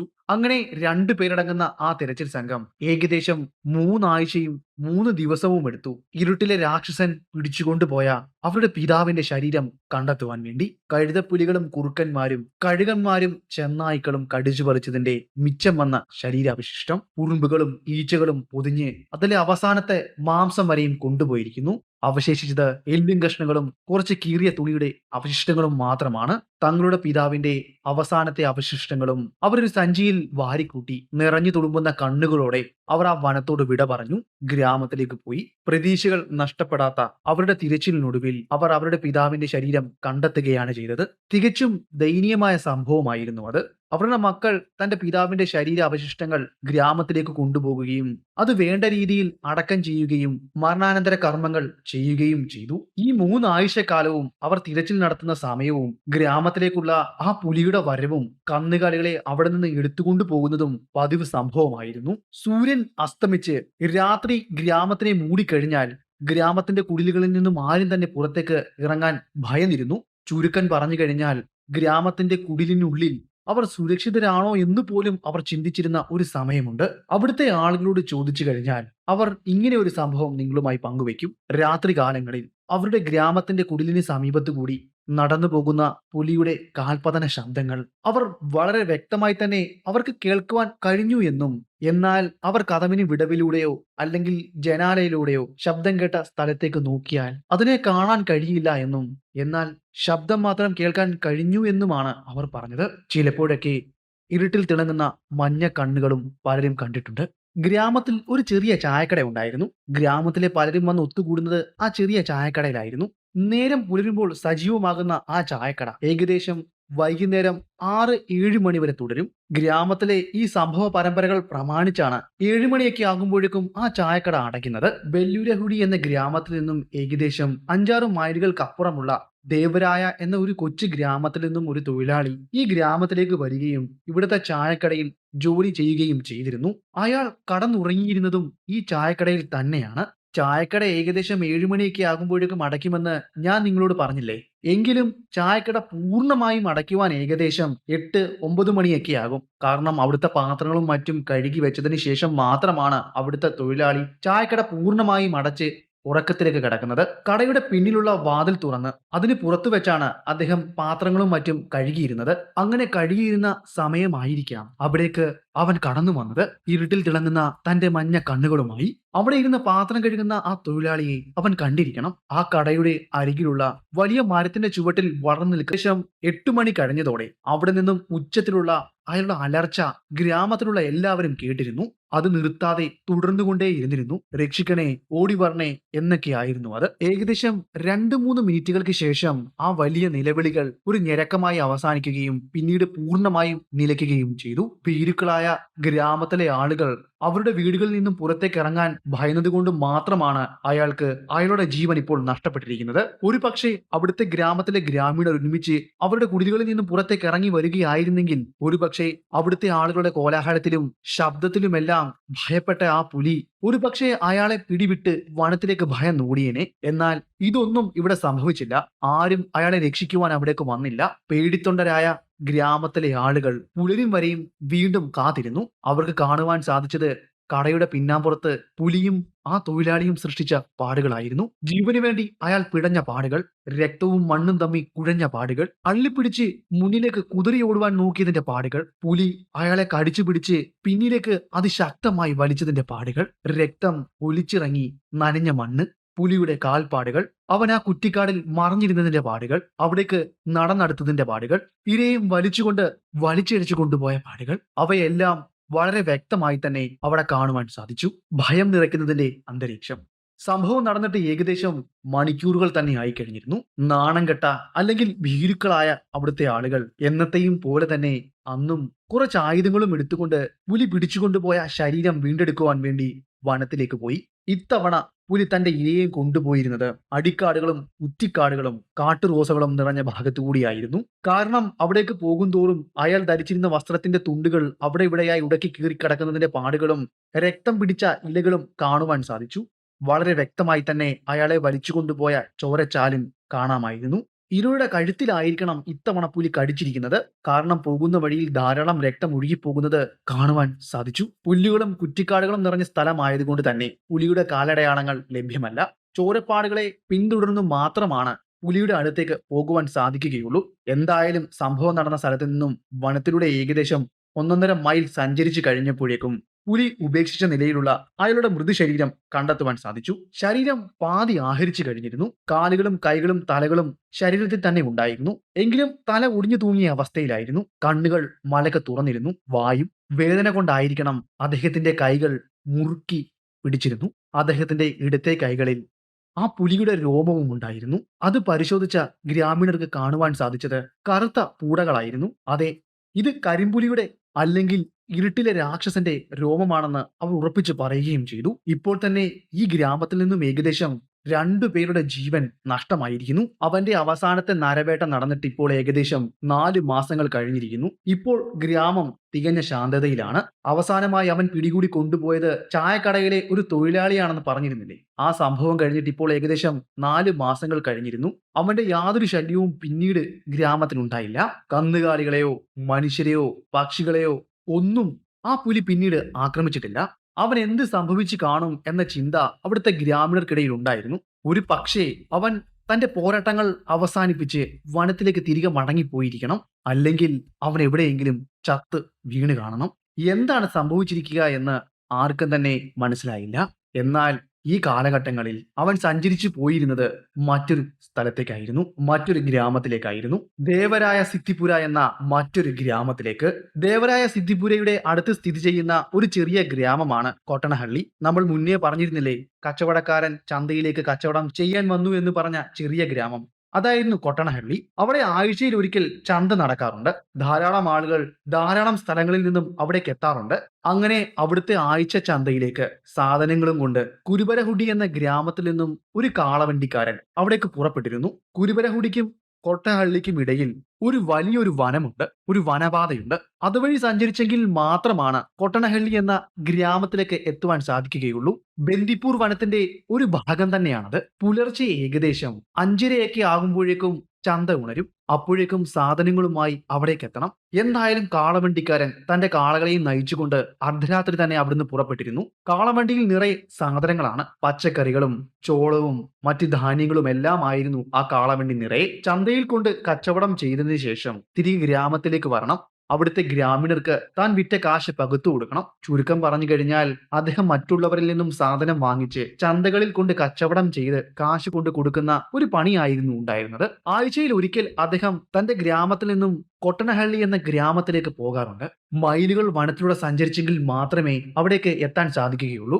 അതുകൊണ്ട് തന്നെ അയാൾ ഏകദേശം അർദ്ധരാത്രി കഴിയുമ്പോൾ തന്നെ തന്റെ വീട്ടിൽ നിന്നും സാധനങ്ങളുമായി പുറപ്പെടും. അന്നത്തെ രാത്രിയിൽ ഒറ്റ കാളയും വെച്ച് വലിക്കുന്ന കാളവണ്ടിയിൽ അദ്ദേഹം സാധനങ്ങളും നിറച്ച് തന്റെ യാത്ര തുടർന്നു. കാളവണ്ടിയുടെ മുന്നിലായി റാന്തൽ കത്തിച്ചു വെച്ചിരിക്കുന്നു. അതിന്റെ പ്രകാശത്തിൽ കാള മുന്നിലേക്ക് നടന്നു നീങ്ങുന്നു. അദ്ദേഹത്തിന് ഉറക്കം വരുന്നില്ല. അയാൾ ഇരിക്കുന്നതിന്റെ അരികിൽ കത്തിച്ചു വെച്ചിരിക്കുന്ന റാന്തലിന്റെ പ്രകാശം അയാൾ കുറച്ചു. തന്റെ മുന്നിൽ കത്തിച്ചു വെച്ചിരിക്കുന്ന ഈ പ്രകാശത്തിന്റെ വെളിച്ചത്തിൽ തന്റെ മുന്നിലുള്ള ഇരുട്ട് അതിന്റെ കട്ടി കൂടി വരുന്നതായാണ് അദ്ദേഹത്തിന് തോന്നിയത്. കുറച്ചു കഴിഞ്ഞപ്പോൾ തന്റെ മുന്നിലുള്ള റാന്തൽ പൂർണ്ണമായും അദ്ദേഹം അണച്ചു. തന്റെ കാള മുന്നിലേക്ക് നീങ്ങി. സമയം ഇപ്പോൾ ഏകദേശം 3 മണി കഴിഞ്ഞു കാണണം. ഉദ്ദേശിച്ചതിലും നേരത്തെ അദ്ദേഹം കൊട്ടനഹള്ളി എന്ന ഗ്രാമത്തിൽ എത്തിച്ചേരും. ഗ്രാമത്തിലേക്ക് എത്തിച്ചേരുവാൻ ഏകദേശം 1/2 മൈലുകൾ മാത്രം ബാക്കി നിൽക്കെ, വനപാത പിന്നിടുവാൻ 1/2 മൈൽ മാത്രം ബാക്കി നിൽക്കെ അദ്ദേഹത്തിന്റെ കാളകൾ വല്ലാതെ അസ്വസ്ഥമാകുന്നതും എന്തിനോ കണ്ട് ഭയക്കുന്നത് പോലെയും അയാൾക്ക് തോന്നി. പിന്നെ പിടിച്ചു നിർത്തിയതുപോലെ അദ്ദേഹത്തിന്റെ കാളകൾ വനമധ്യത്തിൽ നിന്നു. തന്റെ കാളകളെ അടിച്ചു മുന്നിലേക്ക് തെളിക്കുവാൻ നോക്കിയിട്ടും അത് അനങ്ങുന്നുണ്ടായിരുന്നില്ല. ഏതെങ്കിലും ഒരൊറ്റയാൻ തന്റെ വഴിമധ്യത്ത് വന്ന് നിൽക്കുന്നുണ്ടായിരിക്കും എന്നാണ് ആ കാളവണ്ടിക്കാരൻ ധരിച്ചിരുന്നത്. അദ്ദേഹം അല്പസമയം അനങ്ങാതെ നിശബ്ദനായി തന്റെ കാളവണ്ടിയിൽ തന്നെയിരുന്നു. അല്പസമയം മുന്നിലേക്ക് ഇഴഞ്ഞു നീങ്ങി കാണണം. തന്റെ കാള ആ നുകം തകർത്ത് ഓടുവാൻ ശ്രമിക്കുന്ന വേളയിൽ വളരെ പണിപ്പെട്ട് പ്രയാസത്തോടെ അദ്ദേഹം തന്റെ കാളയെ അടക്കി നിർത്തി മുന്നിലേക്ക് ശക്തമായി അടിച്ച് വളരെ പ്രയാസപ്പെടുത്തി തന്റെ കാളയെ മുന്നിലേക്ക് നയിച്ചു. മുന്നിലേക്കുള്ള ആയാസപ്പെട്ട യാത്രയിൽ കാള തന്റെ തലകൾ ആട്ടുകയും നുകം തകർക്കുവാനും ശക്തമായി നിലത്ത് ചവിട്ടി പിന്നിലേക്ക് ആഞ്ഞു തള്ളുവാനും ശ്രമം നടത്തി. അതിനെയെല്ലാം അദ്ദേഹത്തിന്റെ വാറുകൊണ്ട് അടിച്ചു നിർത്തി മുന്നിലേക്ക് നടത്തി. അല്പദൂരം മുന്നിലേക്ക് ചെന്ന് കാണണം. തന്റെ വഴിമധ്യത്ത് ഇരുട്ടിൽ ആ ചെറിയ പ്രകാശത്തിൽ എന്തോ ഒന്ന് വെട്ടിത്തിളങ്ങുന്നു. അദ്ദേഹം തന്റെ കാളകളെ അവിടെ നിർത്തി സൂക്ഷിച്ചു നോക്കി. 2 മഞ്ഞ കണ്ണുകൾ വഴിമധ്യത്ത് നിൽക്കുകയാണ്. തങ്ങളുടെ നേരെ തന്നെയാണ് അത് നോക്കുന്നത്. പിന്നീട് നിർത്തിയിട്ട തന്റെ കാളയുടെ അരികിലേക്ക് ആ കണ്ണുകൾ നടന്ന് പതിയെ പതിയെ അടുത്തു വരുന്നതും അദ്ദേഹത്തിന് കാണുവാൻ സാധിച്ചു. ആ ജീവിയും തന്റെ കാളയും തമ്മിലുള്ള ദൂരം ഏകദേശം 15 അടിയിൽ താഴെയായെന്ന് അയാൾക്ക് തോന്നി. അയാളുടെ മനസ്സിലേക്ക് ഭയം ഇരച്ചു കയറി. അയാൾ കാളവണ്ടിയിൽ നിന്നും ഉച്ചത്തിൽ ശബ്ദമുണ്ടാക്കുകയും അതിനെ ആട്ടിപ്പായിക്കുവാനും ശ്രമിച്ചു. അതിനെ ഒന്നും വകവെക്കാതെ ആ ജീവി മുന്നിലേക്ക് തന്നെ നടന്നടുത്തു വരികയാണ്. പിന്നെ ഒന്നും നോക്കിയില്ല. രണ്ടും കൽപ്പിച്ചുകൊണ്ട് തനിക്കരികിൽ ഇന്ന റാന്തൽ തിരി പൊക്കി കത്തിച്ച് അതിനു നേരെ വലിച്ചെറിഞ്ഞു. തന്റെ റാന്തൽ റോഡിന്റെ മധ്യഭാഗത്തേക്ക് വന്നു വീഴുകയും അത് തകരുകയും അതിലെ മണ്ണെണ്ണ റോഡിലേക്ക് പകർന്നു വീഴുകയും തീ ആളിക്കത്തുകയും ചെയ്തു. വലിയൊരു പ്രകാശം തന്നെ പെട്ടെന്ന് അവിടെ ഉണ്ടായി. അതിന്റെ വെളിച്ചത്തിൽ അയാൾ കണ്ടു, ഒരു നിമിഷത്തേക്ക് മാത്രം ഒരു കറുത്ത രൂപം, തിളങ്ങുന്ന 2 കണ്ണുകൾ. കോപം അവന്റെ മുഖത്ത് കാണാമായിരുന്നു. അവന്റെ പല്ലുകൾ കാട്ടി മുരളുന്നുണ്ടായിരുന്നു. ഒരു പുലിയുടെ അത്രയും വലിപ്പമുണ്ട്. എന്നാൽ കറുത്ത നിറമാണ്. ഇരുട്ടിൽ അവനെ കാണുവാൻ അസാധ്യമാണ്. എന്നാൽ ചെറിയ വെളിച്ചത്തിൽ പോലും അവന്റെ മഞ്ഞ കണ്ണുകൾ വജ്രക്കല്ല് പോലെ തിളങ്ങുന്നുണ്ട്. വഴിയിൽ ആളിക്കത്തിയ തീയുടെ മുകളിലൂടെ അവൻ കുതിച്ചു ചാടി. ഇരുട്ടിലെ രാക്ഷസൻ അവൻ കുതിച്ചു ചാടിയത് ആ കാളവണ്ടിക്കാരനും കാളയ്ക്കും നേരെയായിരുന്നു. തീയുടെ മുകളിലൂടെ ചാടി വന്ന ആ കറുത്ത രൂപം തന്റെ കാളയുടെ കഴുത്തിൽ കടിച്ചു പിടിച്ചു. നുകം തകർത്ത് ഓടി രക്ഷപ്പെടാൻ കഴിയാതിരുന്ന കാള വേദനയിലും മരണവെപ്രാളത്തിലും അമറുകയും അവന്റെ കാലുകളിട്ട് അടിക്കുന്നതും അദ്ദേഹം കണ്ടു. തന്റെ ജീവൻ രക്ഷിക്കുവാൻ വേണ്ടി കാളവണ്ടിയുടെ പിന്നിലൂടെ അദ്ദേഹം ചാടി പുറത്തേക്കിറങ്ങി. അപ്പോഴേക്കും പുലി ആ കാളയെ കീഴ്പ്പെടുത്തി കഴിഞ്ഞിരുന്നു. കാള അവിടേക്ക് കുത്തിയിരുന്നു. നുകം മുന്നിലേക്കാഞ്ഞു. കാളവണ്ടി മുൻവശം താന്ന് പിൻവശം ഉയർന്നു നിന്നു. കാളവണ്ടിയുടെ പിന്നിലിരുന്ന സാധനങ്ങൾ മുന്നിലേക്ക് മറിയുവാനും തുടങ്ങി. അത് മുന്നിൽ കടന്നിരുന്ന കാളയുടെ പുറത്തേക്ക് വീഴുവാനും തുടങ്ങി. അതോടെ ഒരു നിമിഷത്തേക്ക് ആ പുലി തന്റെ പിടിവിട്ടു. ഒന്നും മുരണ്ടു. പിന്നെയും വീണ്ടും ആ കാളയുടെ കഴുത്തിൽ പിടിപിടിച്ചു. ഇതെല്ലാം അല്പദൂരം നിന്നുകൊണ്ട് കാളവണ്ടിയുടെ മുന്നിൽ കത്തുന്ന ആ തീയുടെ വെട്ടത്തിൽ അദ്ദേഹം ഒരു നിഴൽ പോലെ കണ്ടു. കാളയുടെ ജീവൻ പൂർണ്ണമായും പോയി കാണണം. അതിനുശേഷം ആ പുലി ആ കാളയെ അവിടെ നിന്നും വലിച്ചുകൊണ്ടു പോകുവാൻ ഒരു ശ്രമം നടത്തി. എന്നാൽ നുകത്തിൽ ബന്ധിതനായ കാളയെ വലിച്ചുകൊണ്ടു പോകുവാൻ ആ പുലിക്കായില്ല. ആ ശ്രമം ആ പുലി അവിടെ ഉപേക്ഷിച്ചു. അവിടെ വെച്ച് തന്നെ ആ കാളയെ ആഹരിക്കുവാനും തുടങ്ങി. മാംസം വലിച്ചു കീറുന്ന ശബ്ദവും അവന്റെ മുരളിലുമെല്ലാം അയാൾക്ക് വ്യക്തമായി കേൾക്കുവാൻ സാധിച്ചു. തന്റെ ജീവൻ മുറുക്കി പിടിച്ചുകൊണ്ട് അയാൾ അടുത്തുണ്ടായിരുന്ന ഒരു കുറ്റിക്കാടിലേക്ക് പതുങ്ങിയിരുന്നു. കിഴക്കൻ ചക്രവാളത്തിൽ സൂര്യൻ ഉദിച്ച് സൂര്യന്റെ കിരണങ്ങൾ വനത്തിനുള്ളിലേക്ക് പ്രവേശിച്ചു വന്നപ്പോഴേക്കും ആ പുലി അവിടെ നിന്നും സ്ഥലം വിട്ടിരുന്നു.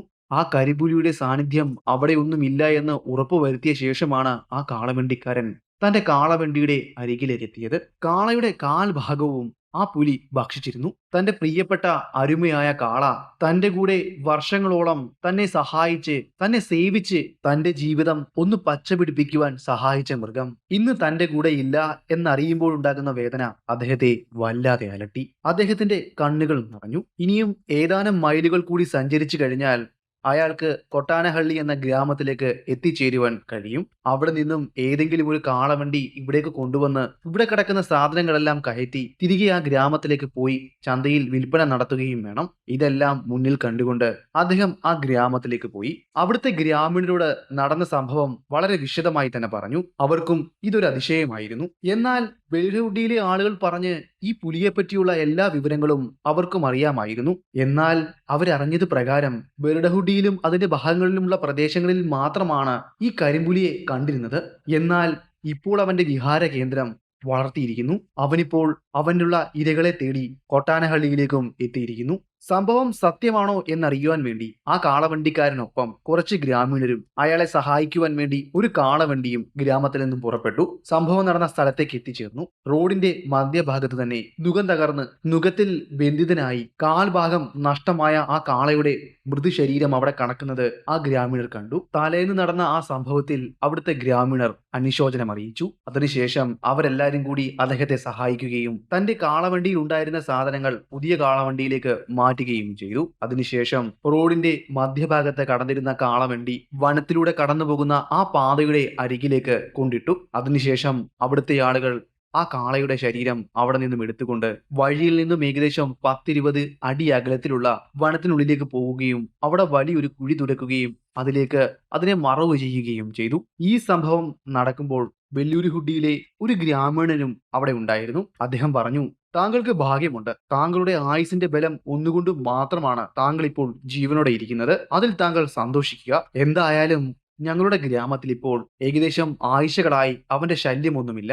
ആളുകൾ ഇപ്പോൾ സമാധാനത്തോടെയും സന്തോഷത്തോടെയുമാണ് അവിടെ ജീവിക്കുന്നത്. അത് മാത്രമല്ല, ഇപ്പോൾ പഴയ പോലെ ആളുകൾ വനത്തിനുള്ളിലേക്ക് അവരുടെ ആടുമാടുകളെ മേയ്ക്കുവാനും കൊണ്ടുപോകുന്നുണ്ട്. ഇതിന്റെ അർത്ഥം അദ്ദേഹം വളരെ വ്യക്തമായി പറയാതെ പറഞ്ഞു, ഞങ്ങളുടെ ഗ്രാമത്തെയും ഗ്രാമാതിർത്തിയെയും വിട്ട് ഇരുട്ടിലെ രാക്ഷസൻ പോയിരിക്കുന്നു. ഇനിയും അവൻ വിപത്തുകൾ തീർക്കുവാൻ പോകുന്നത് ഇവിടെയാണ്, കൊട്ടാനഹള്ളിയിലും അതിനെ ചുറ്റുമുള്ള വനപ്രദേശത്തും. എന്നാൽ അദ്ദേഹത്തിന്റെ ഈ വാക്കുകൾ കാര്യമായി എടുക്കുവാൻ അവിടെ ആരും തയ്യാറായില്ല. അവിടുത്തെ ഗ്രാമീണർ അതെല്ലാം അവഗണിച്ചു. ഒരുപക്ഷെ നിങ്ങൾ പറയുന്ന കരിമ്പുലി അല്ലെങ്കിലോ അത് ഏതെങ്കിലും ഒരു വനമൃഗമായിരിക്കാം. അവന് വിശന്നപ്പോൾ അവന്റെ മുന്നിലേക്ക് എത്തിപ്പെട്ട ഈ കാളവണ്ടിക്കാരെയും കാളവണ്ടിയെയും അവൻ ആക്രമിച്ചതായിരിക്കാം. ഇരുട്ടായതുകൊണ്ടായിരിക്കാം അദ്ദേഹത്തിന് വളരെ വ്യക്തമായി അതിനെ കാണാൻ കഴിയാഞ്ഞത്. ഒരുപക്ഷെ അദ്ദേഹത്തിന് അത് കറുത്ത രൂപമായി തോന്നിയതാണെങ്കിലും. അങ്ങനെ പല പല സംസാരങ്ങൾ അവിടെ ഉയർന്നു. ദേവരായ സിറ്റപുരയിൽ നിന്നും ബില്ലാരിഹുഡിയിലേക്ക് പോകുന്ന വഴിയിൽ ഏകദേശം 1/4 മൈലുകളോളം സഞ്ചരിച്ചു കഴിഞ്ഞാൽ വനത്തിനരികിലായി ഒരു ടിമ്പർ കമ്പനി പ്രവർത്തിക്കുന്നത് കാണാൻ കഴിയും. അന്നുണ്ടായിരുന്ന ഗവൺമെന്റിന്റെ സഹായത്തോടെ പ്രവർത്തിക്കുന്ന ഒരു ടിമ്പർ കമ്പനിയായിരുന്നു അത്.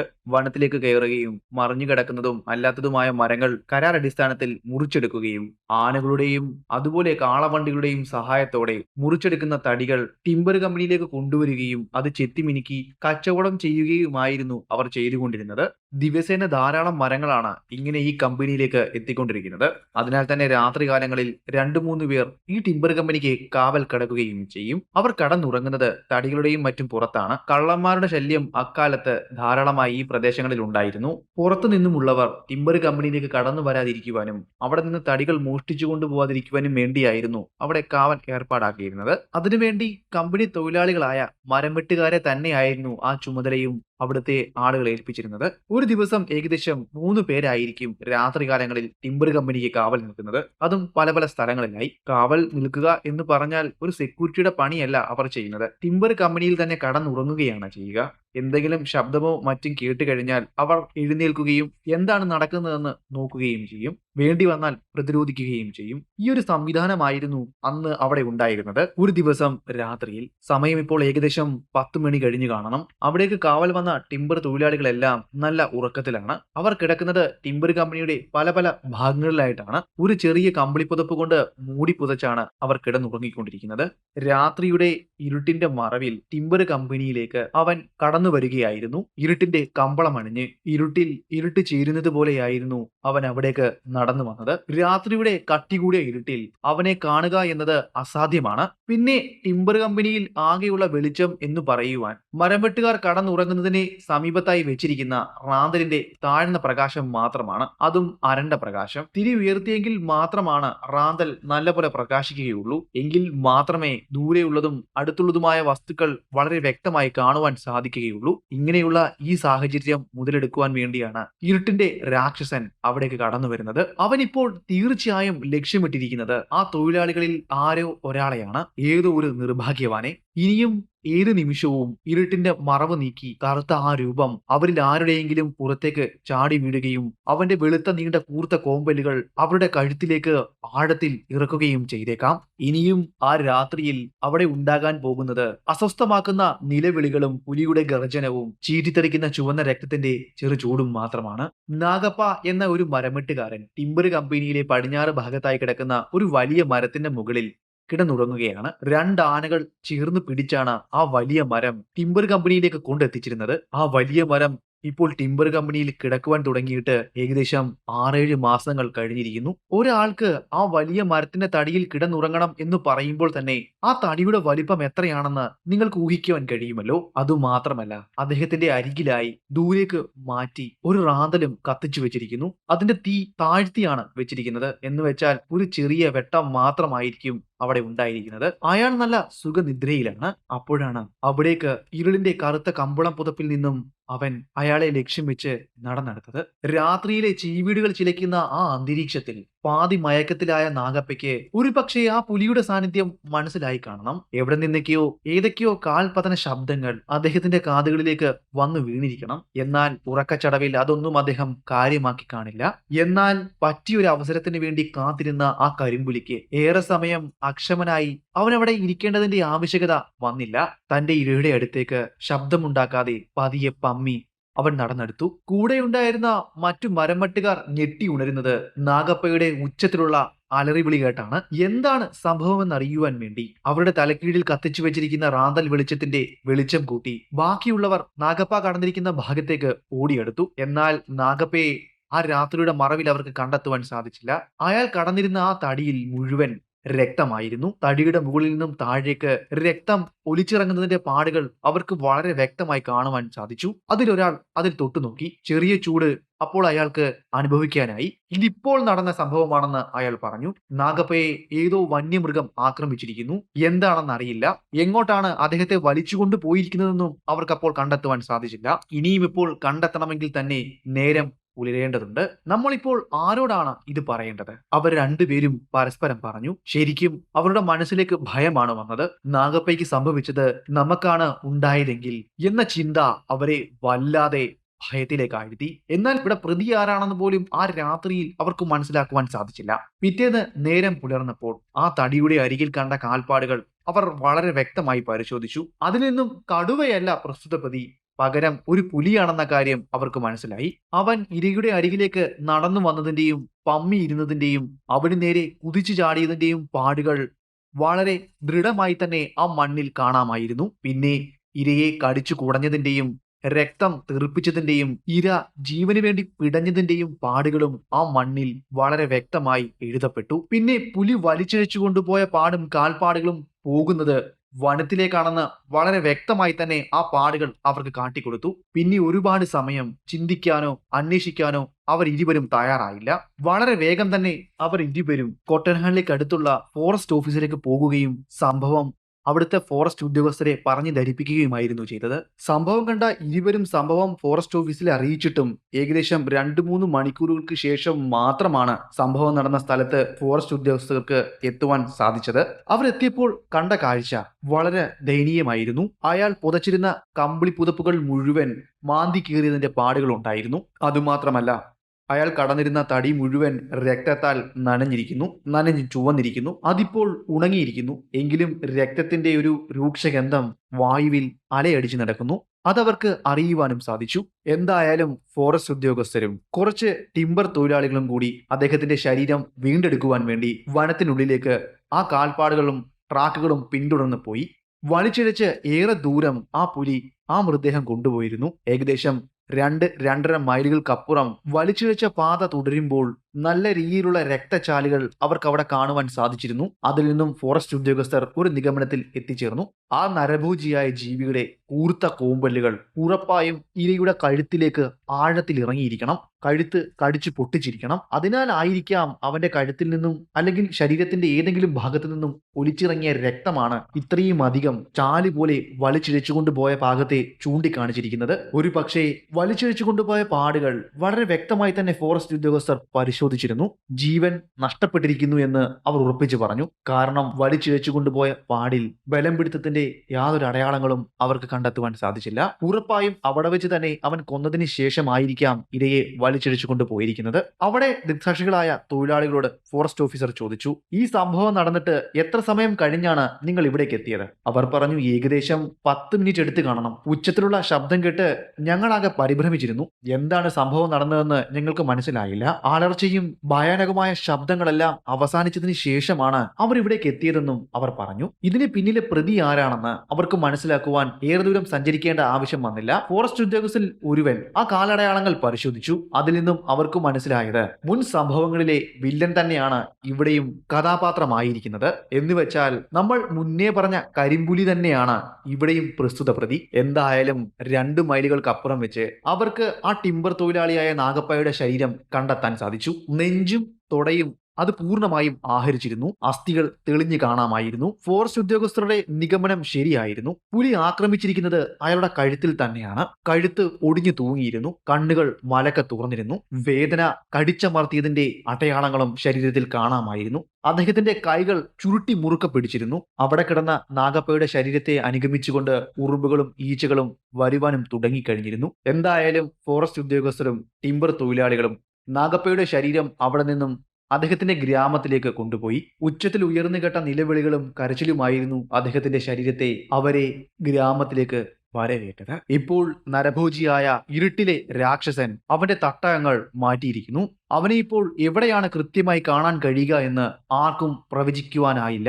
അതോടെ മുന്നേ പറഞ്ഞ പല കഥകളും ഇപ്പോൾ സത്യമാണെന്ന് പലരും വിശ്വസിക്കുവാനും തുടങ്ങിയിരിക്കുന്നു. അത് മറ്റൊന്നുമായിരുന്നില്ല, മന്ത്രവാദികൾ പിടിച്ച പുലിയുടെ കഴുത്തിൽ പല രക്ഷകളും കെട്ടി അവയെ ഇങ്ങനെയാക്കുന്നതാണെന്നുള്ള കാര്യം അവർ പതിയെ പതിയെ വിശ്വസിക്കുവാൻ തുടങ്ങിയിരുന്നു. ഇതൊരു പുലിയല്ലെന്നും ഒരുപാട് പുലികൾ വനത്തിൽ അലഞ്ഞു തിരിഞ്ഞ് നടക്കുന്നുണ്ടെന്നും മന്ത്രവാദികളുടെ ആജ്ഞ പ്രകാരം ഇത് മനുഷ്യരെ ആക്രമിക്കുന്നതാണെന്നുമെല്ലാം പല പല കഥകളും ഇതിനോടകം തന്നെ അവിടെ പ്രചരിക്കുവാനും തുടങ്ങി. അവിടെ നടന്നതിൽ വെച്ച് ഏറ്റവും വലിയ ക്രൂരതകൾ നിറഞ്ഞതും ദയനീയവുമായ ഒരു വേട്ട ഇതായിരുന്നു. ദേവരായ സിത്തപുരയിലെ ഒരു വാഴ കർഷകൻ ഉണ്ടായിരുന്നു. അദ്ദേഹത്തിന്റെ പേര് മുനി എന്നാണ്. അയാൾക്ക് 12 വയസ്സുള്ള ഒരു മകനും ഉണ്ടായിരുന്നു. നേരം പുലരുന്ന സമയം മുനിയപ്പ അയാളുടെ തോട്ടത്തിലേക്ക് വാഴകളെ നനയ്ക്കുവാനും അതുപോലെ പരിപാലിക്കുവാനും വേണ്ടി പോകുമായിരുന്നു. അതുമാത്രമായിരുന്നു അദ്ദേഹത്തിനുള്ള ഏക വരുമാനം.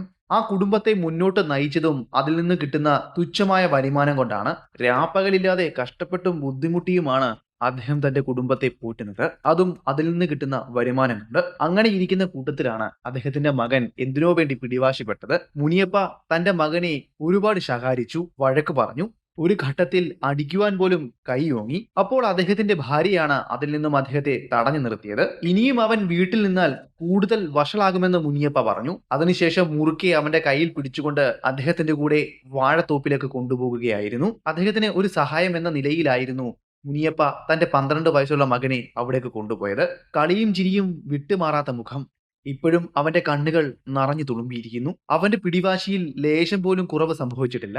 അവൻ എന്തിനോ വേണ്ടി വാശി പിടിച്ചപ്പോഴാണ് മുനിയപ്പ അവനെ ശകാരിച്ചതും അവിടേക്ക് വിളിച്ചുകൊണ്ടുപോയതും. അങ്ങനെ കുറച്ച് നടന്നതിന് ശേഷം അവർ വാഴത്തോപ്പിലേക്ക് എത്തിച്ചേർന്നു. വാഴത്തോപ്പിലേക്ക് എത്തിച്ചേർന്നപ്പോൾ തന്നെ മുനിയപ്പ തന്റെ മകനോട് പറഞ്ഞു, വാഴകളിലെ ഉണങ്ങിയ കൈകൾ മുറിച്ചെടുത്ത് കളയുക, അതിനുശേഷം അത് ഒരു വശത്തേക്ക് കൂട്ടിയിടുക. ഇതായിരുന്നു മുനിയപ്പ അവനോട് പറഞ്ഞത്. എന്നാൽ പലതവണയും അവൻ അനുസരണക്കേട് കാട്ടി. അതോടെ മുനിയപ്പയ്ക്ക് ദേഷ്യം വന്നു. അദ്ദേഹം അവിടെ കിടന്ന ഒരു വടിയെടുത്ത് അവനെ അടിച്ചു. ഉച്ചത്തിൽ കരഞ്ഞുകൊണ്ട് വാഴത്തോപ്പിന്റെ ഒരറ്റത്തേക്ക് അവൻ ഓടി. അവിടെ ഇരുന്ന് ഉച്ചത്തിൽ കരഞ്ഞു. മുനിയപ്പ അത് കൂസലാക്കാതെ അയാളുടെ ജോലിയിൽ മുഴുകിയിരുന്നു. അപ്പോഴാണ് അയാൾ വലിയ വായിൽ കരയുന്ന തന്റെ മകന്റെ കരച്ചിൽ കേട്ടത്. താൻ അടിച്ച വാശിയിലാണ് അവൻ കരയുന്നതെന്ന് അദ്ദേഹം കരുതി. എന്നാൽ സംഭവം അങ്ങനെ ആയിരുന്നില്ല. അവിടെ ഒറ്റയ്ക്കിരുന്ന് കരഞ്ഞ അദ്ദേഹത്തിന്റെ മകന് നേരെ ആ പുലി ആക്രമണം നടത്തിയിരുന്നു. പുലിയുടെ കൂർത്ത കോമ്പല്ലുകൾ അവന്റെ ശരീരത്തിലേക്ക് ആഴങ്ങളിൽ ഇറങ്ങിയപ്പോഴുള്ള അലർച്ചയും കരച്ചിലുമാണ് അയാൾ കേട്ടത്. എന്നാൽ ഇത്രയും വാശി കുട്ടികൾക്ക് പാടില്ല എന്ന് പറഞ്ഞുകൊണ്ടാണ് അദ്ദേഹം അത് മൈൻഡ് ചെയ്യാതെ അവിടെ നിന്ന് ജോലി ചെയ്തത്. സമയം ഏകദേശം ഉച്ചയോട് അടുപ്പിച്ചു. തന്റെ വാഴത്തോട്ടത്തിലെ പണി അവസാനിപ്പിച്ച് തിരികെ തന്റെ ഗ്രാമത്തിലെ കുടിലിലേക്ക് പോകുവാൻ സമയമായി. അപ്പോൾ മാത്രമാണ് അദ്ദേഹം തന്റെ മകന്റെ അരികിലേക്ക് ചെല്ലുവാൻ തീരുമാനിച്ചത്. അങ്ങനെ അവിടെ വിഷമിച്ച് അല്ലെങ്കിൽ പിണങ്ങി കിടക്കുന്ന തന്റെ മകനെ വിളിച്ചുകൊണ്ടു പോകുവാൻ അയാൾ അവൻ അരികിലേക്ക് പോയി. വാഴത്തോപ്പിലൂടെ നടന്ന് അദ്ദേഹം അവൻ ഓടിപ്പോയ ദിക്ക് ലക്ഷ്യമാക്കി നടന്നു. ഏകദേശം കുറച്ചു ദൂരം ചെന്നപ്പോൾ തന്നെ ഒരു വാഴ മറിഞ്ഞു കിടക്കുന്നത് അദ്ദേഹം കണ്ടു. അയാൾക്ക് നല്ല ദേഷ്യമായി. ഒരുത്തൻ കെട്ട ചെറുക്കൻ, അവൻ ആ വാഴമേൽ വാശി തീർത്തതായിരിക്കും, കാണിച്ചു കൊടുക്കാം ഞാൻ എന്താണ് അവനെ ചെയ്യാൻ പോകുന്നതെന്ന് എന്ന് പറഞ്ഞിട്ട് അദ്ദേഹം അവിടെ കടന്ന ഒരു വടിയും എടുത്ത് അവനെ തിരക്കി. എന്നാൽ അവനെ അവിടെ ഒന്നും കാണുവാൻ കഴിഞ്ഞില്ല. അയാൾ തിരികെ അവിടെ നിന്നും ഗ്രാമത്തിലേക്ക് പോയി. ഒരു പക്ഷേ ആ ബാലൻ അവിടെ നിന്നും ഗ്രാമത്തിലേക്ക് പിണങ്ങിപ്പോയി എന്നാണ് അദ്ദേഹം കരുതിയത്. പക്ഷേ ഗ്രാമത്തിലെ തന്റെ കുടിലിൽ എത്തിച്ചേർന്ന അദ്ദേഹത്തിന് ആ കുടിലും തന്റെ മകനെ കാണുവാൻ സാധിച്ചില്ല. കാര്യം എന്താണെന്ന് അദ്ദേഹത്തിന്റെ ഭാര്യ തിരക്കി. അവൻ ഇവിടേക്ക് വന്നു കാണുമെന്നാണ് ഞാൻ കരുതിയതെന്ന് അയാൾ പറഞ്ഞു. അവൻ രാവിലെ ഞാനുമായി തെറ്റിയിരുന്നു. ഒരുപക്ഷെ അവൻ പിണങ്ങിയ വാഴത്തോട്ടത്തിൽ എവിടെയെങ്കിലും ഒളിച്ചിരിക്കുകയായിരിക്കും. വിശക്കുമ്പോൾ അവൻ ഇവിടേക്ക് തിരിച്ചു വരും, അയാൾ പറഞ്ഞു. അദ്ദേഹം ഉച്ചയ്ക്ക് ഭക്ഷണം കഴിച്ച ശേഷം ഒന്നുറങ്ങുന്നത് പതിവായിരുന്നു. പിന്നെ അവിടെ നിന്നും ഏകദേശം 3 മണിയാകുമ്പോഴേക്കുമാണ് അയാൾ സാധാരണഗതിയിൽ തിരികെ വാഴത്തോപ്പിലേക്ക് പോകാറുള്ളത്. എന്നാൽ സമയം ഇത്രയും ആയിട്ടും അയാളുടെ മകൻ അവിടേക്ക് തിരിച്ചു വരാത്തതിനെ തുടർന്ന് തന്റെ ഭാര്യ അയാളെ വീണ്ടും വാഴത്തോപ്പിലേക്ക് പറഞ്ഞു വിട്ടു. അയാൾ ദേഷിച്ച് തന്റെ മകനെ അലറി വിളിച്ചുകൊണ്ട് വാഴത്തോപ്പ് മുഴുവൻ അരിച്ചു പെറുക്കി. എന്നിട്ട് അവൻ പോയി എന്ന് പറഞ്ഞ ആ ദിക്കിലേക്ക് അയാൾ ഒന്നുകൂടി പോയി. ആ മറിഞ്ഞു കിടക്കുന്ന വാഴയുടെ സമീപം എല്ലാം നോക്കി. അപ്പോഴാണ് അയാൾക്ക് അത് കാണുവാൻ സാധിച്ചത്. അവിടെ കുറച്ചു മാറി ഒരു പുലിയുടെ കാൽപ്പാടും കുറച്ച് ചോരത്തുള്ളികളുമായിരുന്നു ഇത്. അതിനെ പിന്തുടർന്ന് അദ്ദേഹം കുറച്ചു ദൂരം കൂടി മുന്നിലേക്ക് പോയി. ഒരു കുറ്റിക്കാട് നിറഞ്ഞ പ്രദേശത്തേക്കാണ് ആ പാട് നീണ്ടുപോയിരുന്നത്. അവിടെ ചെന്നപ്പോഴേക്കും അദ്ദേഹത്തിന് കാണുവാൻ സാധിച്ചത് ഇലകളിലും മറ്റു പ്രദേശങ്ങളിലും പറ്റിപ്പിടിച്ചിരിക്കുന്ന രക്തപ്പാടാണ്. അതിനടുത്തു നിന്ന് തന്നെ അദ്ദേഹത്തിന്റെ മകന്റെ കഴുത്തിൽ കടന്നിരുന്ന ഒരു മാലയും അദ്ദേഹത്തിന് കിട്ടി. അതോടെ തന്റെ മകനെ എന്തോ സംഭവിച്ചു എന്ന് അയാൾക്ക് മനസ്സിലായി. വീണ്ടും കൂടുതൽ ധൈര്യം സംഭരിച്ചുകൊണ്ട് ആ പാടുകൾ പിന്തുടർന്ന് അയാൾ മുന്നിലേക്ക് നടന്നു. ആ പാട് ഇപ്പോൾ നീണ്ടുപോകുന്നത് ദേവരായ സിത്തപ്പുരയ്ക്കും നമ്മൾ മുന്നേ പറഞ്ഞ ആ ടിംബർ ഫാക്ടറി നിൽക്കുന്ന ആ സ്ഥലത്തിന് മരികിലുള്ള ഒരു വനത്തിലേക്കാണ്. സംഭവം നടന്ന സ്ഥലത്ത് നിന്നും ഏകദേശം 1/2 മൈൽ പുല്ലുകളും കുറ്റിക്കാടുകളും നിറഞ്ഞ പ്രദേശത്തൂടെ സഞ്ചരിച്ചു കഴിഞ്ഞാൽ ആ വനത്തിന് സമീപം എത്തിച്ചേരാൻ കഴിയും. അദ്ദേഹം ആ പാടുകളെയും എല്ലാം പിന്തുടർന്നുകൊണ്ട് തന്റെ മകനെ അന്വേഷിച്ചു പോയി. എത്തിച്ചേർന്നത് ടിംബർ ഫാക്ടറിയിൽ നിന്നും ഏകദേശം 1/4 മൈൽ മാത്രം അകലെയുള്ള വനത്തിലായിരുന്നു. അവിടെ വെച്ച് അയാൾക്ക് തന്റെ മകൻ ധരിച്ചിരുന്ന വസ്ത്രം ഒരു മരത്തിന്റെ വേരിൽ തട്ടി കീറിയ ഒരു തുണ്ട് പീസ് കിട്ടി. അതിൽ നിന്നും അദ്ദേഹം ഉറപ്പിച്ചു തന്റെ മകനെ ഏതോ ജീവി ആക്രമിച്ചിരിക്കുന്നു, അവനെ കൊലപ്പെടുത്തിയിരിക്കുന്നു. അദ്ദേഹത്തിന്റെ മാനസികാവസ്ഥ വല്ലാതെ തെറ്റി. അയാൾ പിന്നെ മുന്നിലേക്ക് പോകുവാൻ തുനിഞ്ഞില്ല. അദ്ദേഹം പിന്നെ അവിടെ നിന്ന് പോയത് ആ ടിംബർ ഫാക്ടറിയിലേക്കായിരുന്നു. അവിടെ നിന്ന് കുറച്ചുപേരെ സഹായത്തിനെ വിളിച്ചുകൊണ്ട് അയാൾ വീണ്ടും തന്റെ മകന്റെ കീറിയ ഒരു കഷ്ണം തുണി കിട്ടിയ ആ സ്ഥലത്തേക്ക് ചെന്നു. അവിടെ നിന്ന് വീണ്ടും മുന്നിലേക്ക് തിരച്ചിൽ തുടങ്ങി. അപ്പോഴേക്കും സമയം ഏകദേശം 4 മണിയോട് അടുത്ത് കഴിഞ്ഞിരുന്നു. ടിംബർ തൊഴിലാളികളുടെ സഹായത്തോടെ തിരച്ചിൽ ഊർജിതമാക്കി. ഒരു ധൈര്യത്തിന് എന്ന പോലെ ടിംബർ തൊഴിലാളികൾ തങ്ങളുടെ കൈകളിൽ അവരുടെ ആയുധങ്ങൾ എടുത്തിരുന്നു. എന്താണ് ആയുധമെന്ന് ഞാൻ പറയേണ്ട കാര്യമില്ലല്ലോ. മൂർച്ചയേറിയ മഴുവും കോടാലികളുമായിരുന്നു അവർക്ക് കൈകളിൽ അവർ ഏന്തിയിരുന്നത്. ഒരു പക്ഷേ നരഭോജിയായ പുലി അവർക്ക് നേരെ ആക്രമണം അഴിച്ചുവിട്ടാൽ അതിനെ നേരിടാൻ വേണ്ടിയായിരുന്നു അവർ ആ മഴുവും കോടാലികളും കയ്യിലേന്തിയത്. തിരച്ചിൽ ഏകദേശം 5 മണി വരെ തുടർന്നു. എന്നിട്ടും കാണാതായ ആ പയ്യന്റെ ശരീരം കണ്ടെത്തുവാൻ അവർക്ക് ആർക്കും കഴിഞ്ഞില്ല. അങ്ങനെ തിരച്ചിൽ സംഘത്തിൽ നിന്നും ഒരാൾ തന്റെ ക്ഷീണം തീർക്കുവാൻ വേണ്ടി വനത്തിലുള്ള ഒരു മരത്തിന്റെ ചുവട്ടിൽ വന്നിരുന്നു, കുറച്ചു സമയം വിശ്രമിക്കുവാൻ വേണ്ടി. അങ്ങനെ അയാളുടെ ക്ഷീണം അകറ്റുവാൻ വേണ്ടി ആ മരത്തിന്റെ ചുവട്ടിൽ ഇരുന്ന സമയം അദ്ദേഹത്തിന്റെ ശരീരത്തിലേക്ക് ചുവന്ന ഒരു ദ്രാവകം ഇറ്റിറ്റി വീഴുന്നതായി അദ്ദേഹം ശ്രദ്ധിച്ചു. അയാൾ അതിൽ തൊട്ടുനോക്കി. അയാൾ പറഞ്ഞു, രക്തം. അതിന്റെ ചൂട് ഇപ്പോഴും മാറിയിട്ടില്ല. അയാൾ ഒരു പേടിയോടെ മുകളിലേക്ക് ഒന്ന് നോക്കി. അദ്ദേഹം വളരെ വ്യക്തമായി തന്നെ അത് കണ്ടു. മരത്തിന്റെ കൊമ്പിൽ പാതി ആഹരിച്ച് വെച്ചിരിക്കുന്ന ഒരു മനുഷ്യന്റെ ശരീരമായിരുന്നു അത്. അതിൽ നിന്നുമാണ് രക്തം താഴേക്ക് ഒലിച്ചിറങ്ങിയിരിക്കുന്നത്. മരത്തിന്റെ മുകളിൽ വെച്ചതുകൊണ്ടായിരിക്കണം അവർ എത്ര തിരഞ്ഞിട്ടും ആ കുട്ടിയുടെ ശരീരം കണ്ടെത്താൻ കഴിയാഞ്ഞത്. ആ കാഴ്ച കണ്ടതും അയാൾ പുറകിലേക്ക് ഞെട്ടി വീണു. ഉച്ചത്തിൽ അലറി. ബാക്കിയുള്ളവരെ അവിടേക്ക് വിളിച്ചു വരുത്തി. അയാളുടെ ഉച്ചത്തിലുള്ള അലർച്ചയും ബഹളവും കേട്ട ബാക്കിയുള്ള ടിമ്പർ തൊഴിലാളികളും കുട്ടിയുടെ പിതാവും അവിടെ ഓടിയെത്തി. സംഭവം എന്താണെന്ന് തിരക്കി. അവൻ പേടിച്ചു വിറച്ചുകൊണ്ട് കൈ മരത്തിന്റെ മുകളിലേക്ക് ചൂണ്ടിക്കാണിച്ചു. അവൻ ചൂണ്ടിയ ഭാഗത്തേക്ക് ബാക്കിയുള്ളവർ നോക്കി. അക്ഷരാർത്ഥത്തിൽ അവർ ഞെട്ടിപ്പോയി. പാതി ആഹരിച്ചു വെച്ചിരിക്കുന്ന ഒരു ശരീരം മരക്കൊമ്പിൽ ഉടക്കി തൂങ്ങിക്കിടക്കുന്നു. എന്നാൽ അതിന് കാരണഭൂതനായ പ്രസ്തുത പ്രതി അവിടെ ഉണ്ടായിരുന്നില്ല. തിരച്ചിൽ സംഘം ആ ഭാഗത്തേക്ക് എത്തിയപ്പോൾ ഒരു പക്ഷേ അവിടെ നിന്നും അവൻ പോയി കളഞ്ഞിരിക്കണം. അല്ലെങ്കിൽ മരങ്ങൾക്ക് മറവിലോ കുറ്റിക്കാടുകൾക്കിടയിലെ നിഴലുകളിലോ അവൻ മറഞ്ഞിരിക്കണം. ടിമ്പർ തൊഴിലാളികളിൽ ഒരാൾ മരത്തിന്റെ മുകളിലേക്ക് വലിഞ്ഞു കയറി. അതിനുശേഷം സൂക്ഷിച്ച് അയാൾ ആ മരക്കൊമ്പിൽ നിന്നും ശരീരം താഴെ കിട്ടു. താഴെ വീണപ്പോൾ തന്നെ ആ ശരീരം രണ്ടായി മുറിഞ്ഞു പോയിരുന്നു. അത് കണ്ട് ആ പിതാവ് ഉച്ചത്തിൽ അലറി. രക്തം മരവിക്കുന്ന കാഴ്ച കണ്ടു നിൽക്കാൻ ഏറെ പ്രയാസമാണ്. വളരെ വേദനയോടെയും ദുഃഖത്തോടെയും ആ ടിമ്പർ തൊഴിലാളികൾ ആ കുട്ടിയുടെ ശരീരം എടുത്തുകൊണ്ട് ടിമ്പർ ഫാക്ടറിയിലേക്ക് പോയി. അവിടെ നിന്നും ഒരു കാളവണ്ടിയുടെ സഹായത്തോടെ ഗ്രാമത്തിലേക്കും. തകർന്നിരിക്കുന്ന പിതാവിന്റെ കൂടെ 2 ടിമ്പർ തൊഴിലാളികളും കൂടി പോയിരുന്നു. അവരുടെ വരവ് കാത്ത് ഗ്രാമവും ആ കുട്ടിയുടെ മാതാവും അവിടെ നിൽക്കുന്നുണ്ടായിരുന്നു. അവരുടെ ജീവനായ മകന്റെ ജീവൻ നഷ്ടപ്പെട്ടെന്ന വിവരം അപ്പോൾ ആ സ്ത്രീ അറിഞ്ഞിരുന്നില്ല. സമയം ഇപ്പോൾ 6 മണി കഴിഞ്ഞിരിക്കുന്നു. വനവും ഗ്രാമവും അന്ധകാരത്തിലേക്ക് പതിയെ പതിയെ താഴ്ന്നു തുടങ്ങിയ സമയം. അപ്പോഴാണ് അവിടേക്ക് ആ കാളവണ്ടി ഓടിയെത്തുന്നത്. പ്രതീക്ഷയോടെ ആ മാതാവ് ആ കാളവണ്ടിയുടെ അരികിലേക്ക് എത്തി. എന്നാൽ അവൾ ആകെ തകർന്നുപോയി. ചേതന അറ്റുകിടക്കുന്ന അവരുടെ മകന്റെ ശരീരമാണ് അവർക്ക് ആ കാളവണ്ടിയുടെ പിന്നിൽ കാണുവാൻ കഴിഞ്ഞത്. പ്രതീക്ഷയറ്റ പോലെ അയാൾ തലയിൽ കൈവച്ച് ആ വണ്ടിക്കുള്ളിൽ ഇരിക്കുന്നു. ആ സമയം ഗ്രാമം മുഴുവൻ കണ്ണീരിലാണ്ടു. ഈ സംഭവം അവിടെ അരങ്ങേറി ഏകദേശം ആഴ്ചകൾക്കപ്പുറം ദേവരായ സിദ്ധപുരയിൽ നിന്നും ഒരു ഇടയൻ തന്റെ കന്നുകാലികളെ മേയ്ക്കുവാൻ വേണ്ടി അടുത്തുള്ള വനത്തിലേക്ക് പോയിരുന്നു. അദ്ദേഹത്തിന് നേരെ ഒരു പുലിയുടെ ആക്രമണം ഉണ്ടായി.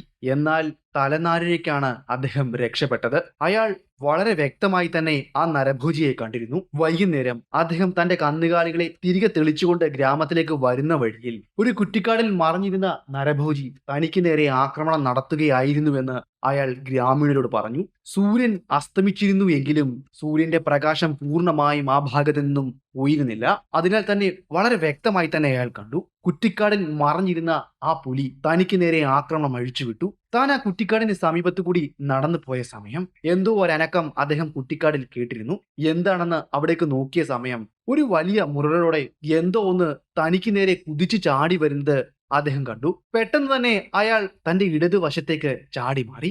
ഭാഗ്യം, തന്റെ പശുക്കളിൽ ഒന്നിന് മുകളിലേക്ക് ആ പുലി വന്നു വീഴുകയും ഉരുണ്ട് നിലത്തേക്ക് വീഴുകയും ചെയ്തു. അപ്പോഴേക്കും അവന്റെ ശ്രദ്ധ മാറിയിരുന്നു. പെട്ടെന്ന് കുതിച്ച് അടുത്തു നിന്ന അവന്റെ ഒരു പശുവിന്റെ കഴുത്തിലേക്ക് അവൻ ചാടി പിടിക്കുകയായിരുന്നു.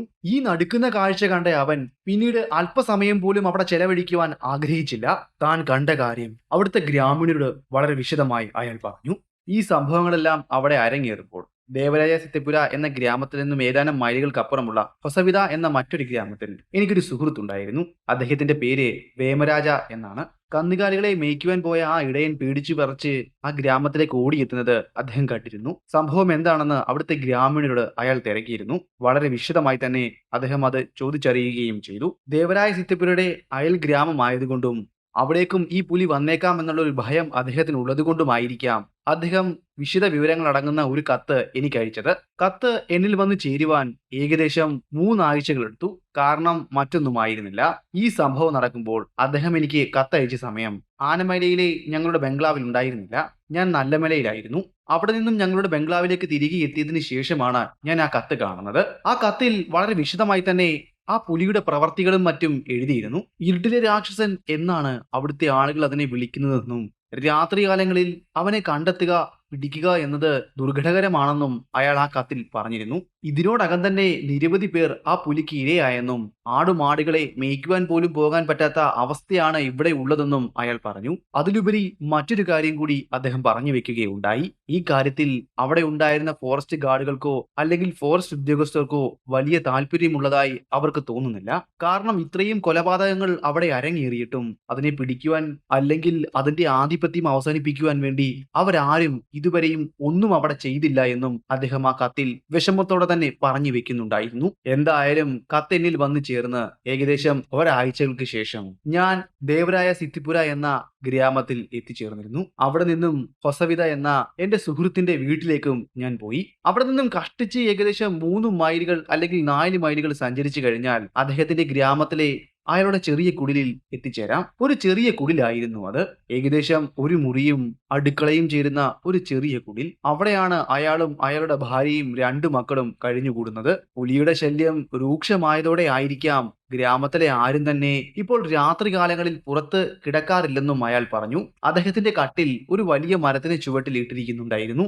ഞാനും അദ്ദേഹവും അതിന്മേൽ പോയിരുന്ന് കാര്യങ്ങൾ സംസാരിച്ചു. അദ്ദേഹത്തിന്റെ വിഷമവും വേവലാതിയും എന്നോട് പറഞ്ഞു. ഇതുവരെയും ആ പുലിയുടെ ശല്യം ഞങ്ങളുടെ ഗ്രാമത്തെ ബാധിച്ചിട്ടില്ല. എങ്കിലും ഇനിയും ഏത് സമയവും ആ പുലി ഇരുട്ടിന്റെ മറവിൽ ഞങ്ങളുടെ ഗ്രാമത്തിലേക്കും കടന്നു വന്നേക്കാം. ഇവിടുന്നും ആരെയെങ്കിലുമൊക്കെ അവന്റെ ഇരയാക്കി വനത്തിന്റെ ആഴങ്ങളിലേക്ക് കൊണ്ടുപോയേക്കാം, അയാൾ പറഞ്ഞു. അന്നത്തെ ദിവസം എന്റെ സുഹൃത്തിന്റെ കൂടെ അദ്ദേഹത്തിന്റെ വീട്ടിൽ ഉള്ള സ്ഥലത്ത് കഴിഞ്ഞുകൂടി. അതിനുശേഷം കാലത്തെ തന്നെ ഞാനും അയാളും കൂടി ദേവരായ സിത്തിപുര എന്ന സംഭവങ്ങൾ അരങ്ങേറിയ ആ ഗ്രാമത്തിലേക്ക് സഞ്ചാരം തുടങ്ങി. ഹൊസവിതയിൽ നിന്നും ഒരു കാളവണ്ടിയിലാണ് ഞങ്ങൾ അവിടേക്ക് സഞ്ചാരം തുടങ്ങിയത്. കാളവണ്ടി കടന്നു പോകുന്ന പാത അത്രയ്ക്ക് സുഖകരമായ ഒരു പാതയായിരുന്നില്ല.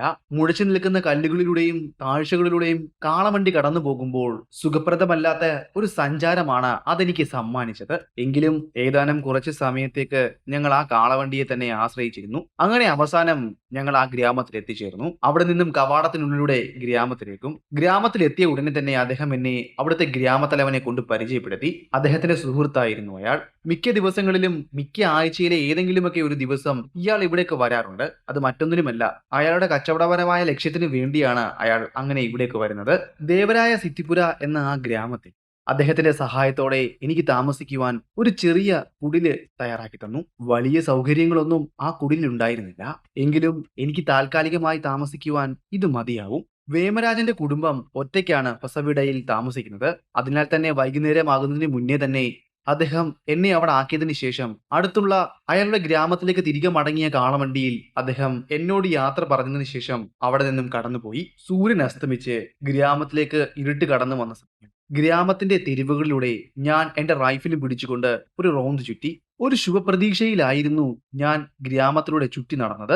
ഇനിയും ഒരു പക്ഷേ അവൻ എന്റെ മുന്നിൽ വന്നാൽ ഒട്ടും സമയം പാഴാക്കാതെ നിറയൊഴിക്കുവാനുള്ള മുൻകരുതലോടെയാണ് ഞാൻ ഓരോ അടിയും മുന്നിലേക്ക് വെച്ച് ഓരോ മുക്കും മൂലയും നോക്കിയും അതുവഴി നടന്നത്. എന്നാൽ ഏകദേശം അർദ്ധരാത്രി ആയിട്ടും എനിക്ക് മുന്നിൽ ആ നരഭോജി പ്രത്യക്ഷപ്പെട്ടില്ല.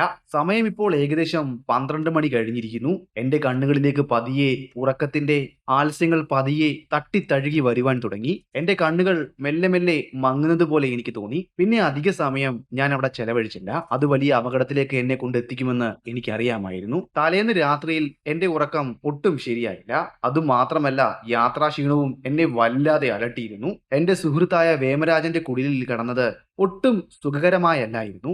ഇടുങ്ങിക്കൂടി ഒതുങ്ങിയായിരുന്നു അവിടെ കടന്നിരുന്നത്. അതുകൊണ്ട് തന്നെ ഉറക്കവും ഒട്ടും ശരിയായതുമില്ലായിരുന്നു. എന്നാൽ ഇന്ന് എന്നെ വല്ലാതെ ഉറക്കം കയറി പിടികൂടിയിരിക്കുന്നു. എത്രയും പെട്ടെന്ന് തന്നെ എനിക്കായി ഒരുക്കിയിട്ടിരിക്കുന്ന ആ കുടിലിലേക്ക് ഞാൻ സഞ്ചാരം തുടർന്നു. ഏതാനും മിനിറ്റുകൾ കൊണ്ട് തന്നെ ഞാൻ എന്റെ കുടിലിൽ വന്നു ചേർന്നു. പിറ്റേന്ന് രാവിലെ ഗ്രാമീണർ വന്ന് വിളിക്കുമ്പോൾ മാത്രമാണ് ഞാൻ ഉറക്കത്തിൽ നിന്നും ഉണരുന്നത്. ഒരു വാർത്ത പറയുവാൻ വേണ്ടിയായിരുന്നു അവർ എന്നെ വന്ന് വിളിച്ചത്. അത് മറ്റൊന്നും ആയിരുന്നില്ല. തലേന്ന് രാത്രിയിലും ഗ്രാമത്തിൽ ഒരു കന്നുകാലി വേട്ട നടന്നിരിക്കുന്നു. പുലിയുടെ പാടുകൾ ഗ്രാമത്തിന്റെ പരിസര പ്രദേശങ്ങളിൽ കണ്ടു എന്നും അവർ പറഞ്ഞു. എന്നാൽ എപ്പോഴായിരിക്കാം അവൻ ഗ്രാമത്തിലേക്ക് വന്നത്? കാരണം രാത്രി 12-12:30 വരെയും ഞാൻ ഗ്രാമത്തിന്റെ തെരുവുകളിലൂടെ അലഞ്ഞു തിരിഞ്ഞു നടക്കുകയായിരുന്നു അവന് വേണ്ടി. എന്നാൽ അപ്പോഴൊന്നും അവൻ എന്റെ മുന്നിലേക്ക് വന്നിട്ടില്ല. പിന്നെ എപ്പോഴാണ്? ഞാൻ കാലടയാളങ്ങൾ പരിശോധിച്ചു, രക്തപ്പാടുകൾ പരിശോധിച്ചു. ഇത് പുലർച്ചെ എപ്പോഴോ ആണ് സംഭവിച്ചിരിക്കുന്നത്, ഗ്രാമീണർ പറഞ്ഞു. അതെ, ഞാൻ പറഞ്ഞു. ഞാൻ പോയി കഴിഞ്ഞ് മണിക്കൂറുകൾക്ക് ശേഷം അവൻ ഗ്രാമത്തിലേക്ക് വന്നിരിക്കുന്നു. കന്നുകാലികളെ പിടികൂടിയിരിക്കുന്നു. അതിനെയും വലിച്ചുകൊണ്ട് വനത്തിനുള്ളിലേക്ക് പോയിരിക്കുന്നു. പിന്നെ ഒട്ടും താമസിച്ചില്ല. ഞാൻ വനത്തിനുള്ളിലേക്ക് അതിന്റെ ട്രാക്കുകൾ പിന്തുടർന്ന് പോകുവാൻ ആരംഭിച്ച സമയം എന്റെ കൂടെ കുറച്ച് ഗ്രാമീണരും വരുവാൻ വാശി പിടിച്ചു. ഞാൻ അവരോട് വേണ്ട എന്ന് പറഞ്ഞു. ഞാൻ ഒറ്റയ്ക്ക് പോകാമെന്നും അവരോട് പറഞ്ഞു. അത് മറ്റൊന്നും കൊണ്ടായിരുന്നില്ല. വനത്തിനുള്ളിലേക്കാണ് പോകുന്നത്, അതും ഒരു നരഭോജിയെ തേടി. മനുഷ്യന്റെ മാംസത്തിന്റെ രുചി അറിഞ്ഞവനാണ് അവൻ. മനുഷ്യനെ കണ്ടാൽ ഉറപ്പായും ആക്രമിക്കും. കൂട്ടമായി വനത്തിനുള്ളിലേക്ക് പോകുകയാണെങ്കിൽ എനിക്ക് അവരുടെയും സംരക്ഷണം ഏറ്റെടുക്കേണ്ടതായിട്ടുണ്ട്. എന്നാൽ ഒറ്റയ്ക്കാണ് പോകുന്നതെങ്കിലോ എന്റെ സംരക്ഷണം മാത്രം എനിക്ക് നോക്കിയാൽ മതി. അത് മുന്നിൽ കണ്ടുകൊണ്ടാണ് ഞാൻ വനത്തിനുള്ളിലേക്ക് ആ ട്രാക്കുകൾ പിന്തുടർന്നു പോയത്. വനത്തിനുള്ളിലൂടെ ഏകദേശം അരമുക്കാ മൈലുകൾ സഞ്ചരിച്ചു കാണണം. ഇപ്പോൾ ഞാൻ ട്രാക്ക് പിന്തുടരുന്ന പാതയിൽ നിന്നും വ്യതിചലിച്ച് ഇടത്തേക്ക് മാറി വളഞ്ഞു പുളഞ്ഞ് വീണ്ടും വലത്തേക്ക് മാറി അവിടെ ഉണ്ടായിരുന്ന ഒരു മരത്തിന്റെ ചുവട്ടിൽ തലേന്ന് രാത്രിയിൽ പിടിച്ചോണ്ട് പോയ കന്നുകാലിയുടെ അവശിഷ്ടം കിടക്കുന്നത് ഞാൻ കണ്ടു. അതിന്റെ കാൽ ഭാഗം മാത്രമാണ് അവൻ ഭക്ഷിച്ചിരിക്കുന്നത്. അതിനർത്ഥം അവൻ ഉറപ്പായും ഇതിന്റെ അരികിലേക്ക് അവശേഷിക്കുന്നവ ഭക്ഷിക്കുവാൻ എപ്പോഴെങ്കിലും മടങ്ങി വരും. എന്നാൽ ഒരു മരത്തിന് മുകളിൽ കയറി അവന്റെ വരവിന് വേണ്ടി കാത്തിരിക്കുവാനുള്ള തയ്യാറെടുപ്പുകൾ ഞാൻ നടത്തിയിരുന്നില്ല. അത് മറ്റൊന്നും കൊണ്ടല്ല, ഞാൻ പിന്തുടരുന്നത് ഒരു പുലിയെയാണ്. മരത്തിന്റെ മുകളിലേക്ക് അവന് വലിഞ്ഞു കയറുവാൻ വലിയ സമയമൊന്നും വേണ്ട. കടുവയായിരുന്നുവെങ്കിൽ ഇപ്പോൾ തന്നെ എനിക്ക് മരത്തിന് മുകളിൽ കയറി അവന്റെ വരവിന് വേണ്ടി കാത്തിരിക്കാമായിരുന്നു. ഇവിടെ അത് സാധിക്കില്ല. മനസ്സില്ലാ മനസ്സോടെ ഞാൻ തിരികെ ഗ്രാമീണരുടെ അരികിലേക്ക് പോയി. അവിടെ നിന്നും എന്റെ കുടിലിലേക്കും അവിടെ ഞാൻ കൊണ്ടുവന്ന മുള്ള് കമ്പി ചുറ്റുകൾ ഉണ്ടായിരുന്നു. അതും എടുത്തുകൊണ്ട് വീണ്ടും തിരികെ വനത്തിലേക്ക് പോയി. അവിടെ എത്തിയപ്പോൾ മറ്റൊരു കാഴ്ച ഞാൻ കാണാനിടയായി. അവിടെ ബാക്കി അവശേഷിച്ച കന്നുകാലിയുടെ അവശിഷ്ടത്തിന് ചുറ്റും കഴുകന്മാർ കൂടി നിൽക്കുന്ന കാഴ്ചയായിരുന്നു ഞാൻ കണ്ടത്. പിന്നെ ഒട്ടും വൈകിയില്ല. ഞാൻ അവയെ ഓടിക്കുവാൻ പെടാപ്പാടുപെട്ടു. ആദ്യം ഓടിക്കുമ്പോൾ അവ അവിടെ നിന്നും പറന്നകന്നതിന് ശേഷം അല്പസമയത്തിന് ശേഷം അവിടേക്ക് തിരികെ എത്തുകയും വീണ്ടും മാംസം ആഹരിക്കാനും തുടങ്ങുകയാണ് അവ ചെയ്തത്. ഇങ്ങനെ ഇനിയും മുന്നിലേക്ക് തുടരുകയാണെങ്കിൽ താൻ മിച്ചം വെച്ച് പോയ മാംസത്തിന്റെ അരികിലേക്ക് ആ പുലി വരില്ല എന്ന് ഉറപ്പാണ്. ഞാൻ തികച്ചും പരാജയപ്പെട്ടു. കഴുകന്മാരെ അവിടെ നിന്നും പായിക്കുന്നതിൽ നിന്നും പിന്നെ കൂടുതൽ സമയം അവിടെ ചെലവഴിക്കുവാൻ ഞാൻ ആഗ്രഹിച്ചില്ല. വീണ്ടും അവിടെ നിന്നും മടക്കം തുടങ്ങി ഗ്രാമത്തിലേക്ക്. ഗ്രാമീണരുടെ സംഭവങ്ങൾ പറഞ്ഞു. അവിടെ നിന്നും കുറച്ച് ഗ്രാമീണരെയും വിളിച്ചുകൊണ്ട് കന്നുകാലിയുടെ ശരീര അവശിഷ്ടം കടന്ന ഭാഗത്തേക്ക് പോകുകയും ശരീരം അവിടെ നിന്നും എടുത്ത് മറവ് ചെയ്യുകയും ചെയ്തു. അതിനുശേഷം ഗ്രാമീണരുടെ സഹായത്തോടെ 4 കന്നുകാലികളെ ഗ്രാമത്തിൽ നിന്നും വാങ്ങിക്കുകയും 4 സ്ഥലങ്ങളിലായി അവയെ കെട്ടിയിടുകയും ചെയ്തു. ഈ 4 സ്ഥലങ്ങളിലും കടുവ വരുമെന്ന് പ്രതീക്ഷിക്കുന്ന സ്ഥലങ്ങളാണ്. അതിൽ ഏറ്റവും കൂടുതൽ സാധ്യതയുള്ള ഒരു സ്ഥലത്ത് മച്ചാൻ കെട്ടി അതിലിരിക്കുവാനായിരുന്നു എന്റെ പദ്ധതി. അതിൻ പ്രകാരം ദേവരായ സീത്തപ്പുരയ്ക്കും വെലൂരഹിണ്ടിക്കും ഇടയിലുള്ള ഒരു സ്ഥലത്ത്, അതായത് നമ്മൾ മുന്നേ പറഞ്ഞ ആ ടിമ്പർ ഫാക്ടറി നിൽക്കുന്ന ആ സ്ഥലത്ത് നിന്നും അല്പം മാറിയുള്ള ആ ചെറിയ വനത്തിൽ അതിന്റെ അരികിലായാണ് ഒരു കന്നുകാലിയെ കെട്ടിയിട്ടിരുന്നത്. അവിടെ നിന്നും കുറച്ചു മാറി ഒരു മരത്തിന്റെ മുകളിലായി ഇരിക്കാൻ പാകത്തിന് ഒരു മച്ചാനും തയ്യാറാക്കി. അതിനുശേഷം പുലി മരത്തിലേക്ക് വലിഞ്ഞു കയറാതിരിക്കുവാനുള്ള തയ്യാറെടുപ്പുകളും നടത്തി. മരത്തിന്റെ താഴ്ത്തടിയിൽ മുഴുവൻ ആ മുള്ളു കമ്പികൾ കൊണ്ട് ചുറ്റി വരിഞ്ഞു.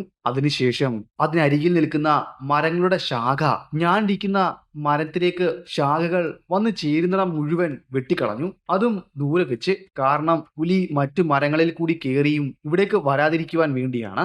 വൈകുന്നേരമായതോടെ മച്ചാലിന്റെ പരിപാടി ഏകദേശം പൂർത്തിയായിരുന്നു. ഞാൻ ആ പൂർത്തിയാക്കിയ മച്ചാലിന്റെ പുറത്തേക്ക് കയറിയിരിക്കുകയും അവിടേക്ക് വന്ന ഗ്രാമീണരോട് മരത്തിന് താഴ്ത്തടിയിൽ ചുറ്റും ആ കമ്പി വേലി കൊണ്ട് ചുറ്റി വരിഞ്ഞ് ഏകദേശം 7 അടി ഉയരത്തിൽ വരെ ആ കമ്പി ചുറ്റി തടിയിൽ വെച്ചു. അതിനുശേഷം ഒരു ഗ്രാമീണൻ എന്റെ റൈഫിൾ എടുത്ത് എന്റെ കയ്യിലേക്ക് എറിഞ്ഞു നൽകി. ഇത്രയും ആയപ്പോഴേക്കും ഏകദേശം 5 മണി കഴിഞ്ഞിരുന്നു. അവിടേക്ക് വന്ന ഗ്രാമീണർ തിരികെ അവരുടെ ഗ്രാമങ്ങളിലേക്ക് മടങ്ങി. പിന്നീട് അവിടെ നീണ്ടു നിന്ന സമയം നരഭോജിക്ക് വേണ്ടിയുള്ള കാത്തിരിപ്പിലായിരുന്നു. സൂര്യന്റെ കിരണങ്ങൾ പൂർണ്ണമായും അവസാനിച്ചിരിക്കുന്നു.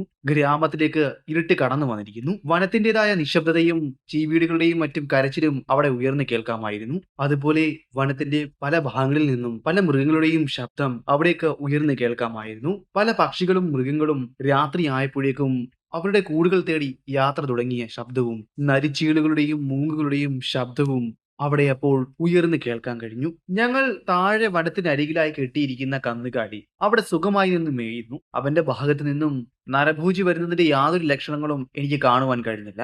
വീണ്ടും സമയം മുന്നിലേക്ക് പോയി. വനത്തിൽ നിന്നുമുള്ള ഒരു ഇളം കാറ്റ് പതിയെ എന്നെ തഴുകി കടന്നകന്നു. സമയം ഇപ്പോൾ ഏകദേശം 2 മണി കഴിഞ്ഞു കാണണം. നരഭോജി ഇവിടേക്ക് വരുന്നതിന്റെ യാതൊരു ലക്ഷണങ്ങളും അറിയുവാൻ സാധിക്കുന്നില്ല. മണിക്കൂറുകളായി ഞാൻ ഈ മച്ചാണിൽ ഒറ്റയിരിപ്പിരിക്കുന്നത് കൊണ്ടും എന്റെ കാലുകളിലെ രക്തയോട്ടം പതിയെ നിലയ്ക്കുന്നതായി എനിക്ക് അനുഭവപ്പെട്ടു. ഞാൻ പതിയെ കാലുകൾ ഉയർത്തി മച്ചാണിലേക്ക് വെച്ചു. അതിനുശേഷം പതിയെ മരത്തിൽ പിടിച്ച് അവിടെ എഴുന്നേറ്റ് നിൽക്കുവാൻ ഒരു ശ്രമം നടത്തി. എന്നാൽ എന്റെ കാലുകളിൽ എനിക്ക് വല്ലാത്ത തരിപ്പ് അനുഭവപ്പെട്ടു. നല്ല വേദനയും എടുത്തു.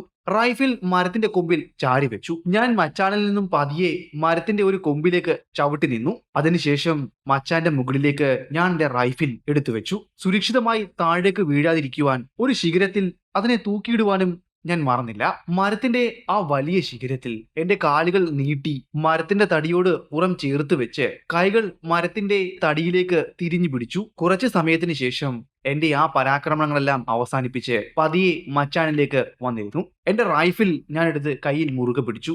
വീണ്ടും നീണ്ടു നിന്ന കാത്തിരിപ്പ്. സമയം ഇപ്പോൾ ഏകദേശം 4 മണി കഴിഞ്ഞു കാണണം. എന്റെ കണ്ണുകൾ വല്ലാതെ തളർന്നിരിക്കുന്നു. ഉറക്കം എന്നെ വല്ലാതെ പിടികൂടിയിരിക്കുന്നു. പതിയെ ഞാനൊന്ന് മയങ്ങി. പിന്നെ സൂര്യന്റെ പ്രകാശം എന്റെ കണ്ണിൽ വന്ന് അടിച്ചപ്പോൾ മാത്രമാണ് ഞാൻ ഉണർന്നത്. ഞാൻ പെട്ടെന്ന് ഞെട്ടി എഴുന്നേറ്റു. താഴെ ഞങ്ങൾ കെട്ടിയിട്ട കന്നുകാലിയെ നോക്കി. അവൻ സുഖമായി അവിടെ നിന്ന് മേയുന്നുണ്ടായിരുന്നു. സമയം ഇപ്പോൾ ഏകദേശം 8 മണി കഴിഞ്ഞു കാണണം. ഞാൻ പതിയെ പ്രയാസപ്പെട്ട് മരത്തിൽ തൂങ്ങി താഴേക്ക് ചാടി. അതിനുശേഷം അല്പം ആയാസപ്പെട്ട് മരത്തിൽ ചുറ്റിവെച്ചിരിക്കുന്ന മുള്ളുകമ്പികൾ അഴിച്ചിട്ടു. പിന്നെ അവിടെ നിന്ന് പതിയെ ഗ്രാമത്തിലേക്ക് നടത്തം തുടങ്ങി. ഏകദേശം 9:30 ആയതോടെ ഞാൻ ഗ്രാമത്തിൽ എത്തിച്ചേർന്നു. ഗ്രാമം അപ്പോഴേക്കും ഉണർന്നു കഴിഞ്ഞിരുന്നു. ഞാൻ അവിടേക്ക് എത്തിയപ്പോഴേക്കും എന്നെ കാത്ത് കുറച്ച് ഗ്രാമീണർ അവിടെ നിൽക്കുന്നുണ്ടായിരുന്നു. ഞാൻ അവരുടെ കാര്യവിവരങ്ങൾ തിരക്കി. തലേ ദിവസം ഞങ്ങൾ ബന്ധിപ്പിച്ച കന്നുകാലികൾ സുഖമായി തന്നെ അവിടെ നിന്ന് മേയുന്നു എന്ന വാർത്തയായിരുന്നു എനിക്ക് അറിയുവാൻ സാധിച്ചത്. നരഭോജിയായ ആ പുലി അതിന്റെ അരികിലേക്കൊന്നും വന്നില്ല എന്നും അവർ പറഞ്ഞു. അതെന്നെ ഒട്ടും അത്ഭുതപ്പെടുത്തിയില്ല. കാരണം ഒരു പക്ഷേ അത് കെണിയായിരിക്കുമെന്ന് അവന് മനസ്സിലായി കാണണം. അതുകൊണ്ടായിരിക്കാം തലേന്ന് കെട്ടിവെച്ച ഇരയിലേക്ക് അവൻ വരാഞ്ഞതെന്ന് ഞാൻ കരുതി. എങ്കിലും അവിടുത്തെ ഗ്രാമീണരോട് അവിടെ ബന്ധിച്ചിരിക്കുന്ന കന്നുകാലികൾക്ക് സമയത്തിന് വെള്ളവും ആഹാരവും കൊടുക്കണമെന്ന് ഞാൻ പറഞ്ഞു. അങ്ങനെ ഏകദേശം 2 ദിവസങ്ങൾ കൂടി കഴിഞ്ഞുപോയി. 3-ാമത്തെ ദിവസം രാവിലെ തന്നെ എന്റെ റൈഫിലും എടുത്തുകൊണ്ട് ഞാൻ ഗ്രാമത്തിനരികിലെ വനത്തിനുള്ളിലേക്ക് പോയിരുന്നു. അതുമാത്രമായിരുന്നില്ല, ഗ്രാമത്തിന് ചുറ്റും ആ പുലിയുടെ കാൽപ്പാടുകൾ ഉണ്ടോ എന്ന് നിരീക്ഷിക്കുവാനും ഞാൻ മറന്നില്ല. എന്നാൽ അവിടെയൊന്നും എനിക്ക് ആ പുലിയുടെ കാൽപ്പാടുകൾ കണ്ടെത്തുവാൻ സാധിച്ചില്ല. ഇനിയും ഒരു പക്ഷേ അവൻ ഇവിടെ നിന്ന് താവളം മാറ്റിയോ എന്ന ഒരു ചിന്ത എന്റെ മനസ്സിൽ കടന്നുകൂടി.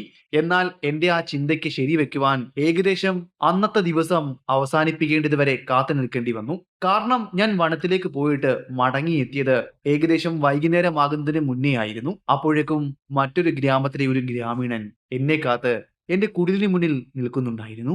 ബലിരഹുണ്ടി എന്ന ഗ്രാമത്തിലെ ഒരു ഗ്രാമീണനായിരുന്നു അയാൾ. അയാൾക്ക് ധാരാളം കന്നുകാലികൾ ഉണ്ടായിരുന്നു. തലേന്ന് രാത്രിയിൽ അദ്ദേഹത്തിന്റെ ഗ്രാമത്തിൽ നിന്നും ഒരു കന്നുകാലിയെ പുലി പിടിച്ചുകൊണ്ടുപോയി എന്ന വാർത്ത അറിയിക്കുവാൻ വേണ്ടിയായിരുന്നു അയാൾ ഉച്ചയായപ്പോഴേക്കും ദേവരായ സിത്തിപുര എന്ന ഈ ഗ്രാമത്തിലേക്ക് എന്നെ തേടിയെത്തിയത്. എന്നെ കാണാത്തത് കൊണ്ടായിരിക്കും അയാൾ എന്റെ കുടിലിന് മുന്നിൽ എന്റെ വരവും കാത്തു നിന്നത്. ഞാൻ വന്നപ്പോൾ തന്നെ അവിടെ ഉണ്ടായ കാര്യങ്ങളെല്ലാം വളരെ വിശദമായി തന്നെ അയാൾ എന്നോട് പറഞ്ഞു. ഏകദേശം 2 മാസങ്ങളായി ആ നരഭോജിയായ പുലിയുടെ യാതൊരു ശല്യവും ഞങ്ങളുടെ ഗ്രാമത്തിൽ ഉണ്ടായിരുന്നില്ല. എന്നാൽ കൊടുന്നനെ തലേന്ന് രാത്രിയിൽ ഞങ്ങളുടെ ഗ്രാമത്തിൽ ഒരു കന്നുകാലിയുടെ അലർച്ച ഉയർന്നു വരികയും അതിന് പിന്നാലെ ഒരു പുലിയുടെ ഗർജനം കേൾക്കുകയും ചെയ്തു എന്ന് പറഞ്ഞു. സംശയം തോന്നിയ ഗ്രാമീണർ കുടിലിന് വെളിയിലേക്ക് ഇറങ്ങുവാൻ ധൈര്യപ്പെട്ടില്ല.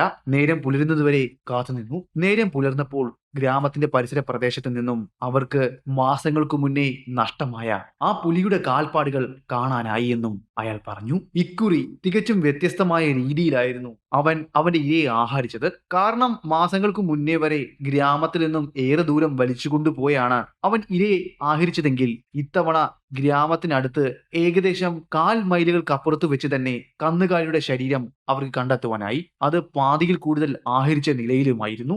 ഇതൊരു ഓർമ്മപ്പെടുത്തലാണ്.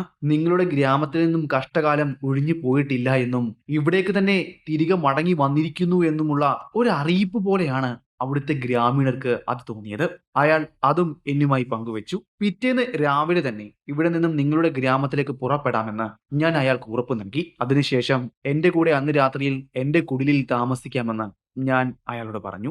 അതിന് പ്രകാരം അയാൾ അന്ന് രാത്രിയിൽ എനിക്കൊപ്പം എന്റെ കുടിലിൽ താമസിച്ചു. പിറ്റേന്ന് കാലത്ത് തന്നെ ഞങ്ങൾ ഇറങ്ങുവാൻ തുടങ്ങുന്നതിനും ഏകദാനം നിമിഷങ്ങൾക്ക് മുന്നേ ഗ്രാമത്തിൽ നിന്നും ഒരു ഗ്രാമീണൻ ഓടി എനിക്കരികിലേക്ക് വന്നു. ഹൊസവിതയ്ക്കും ദേവരായ സിത്തപ്പുരയ്ക്കും ഇടയിൽ വനത്തോട് ചേർന്ന് ഞങ്ങളൊരു കന്നുകാലിയെ കെട്ടിയിട്ടിരുന്നു.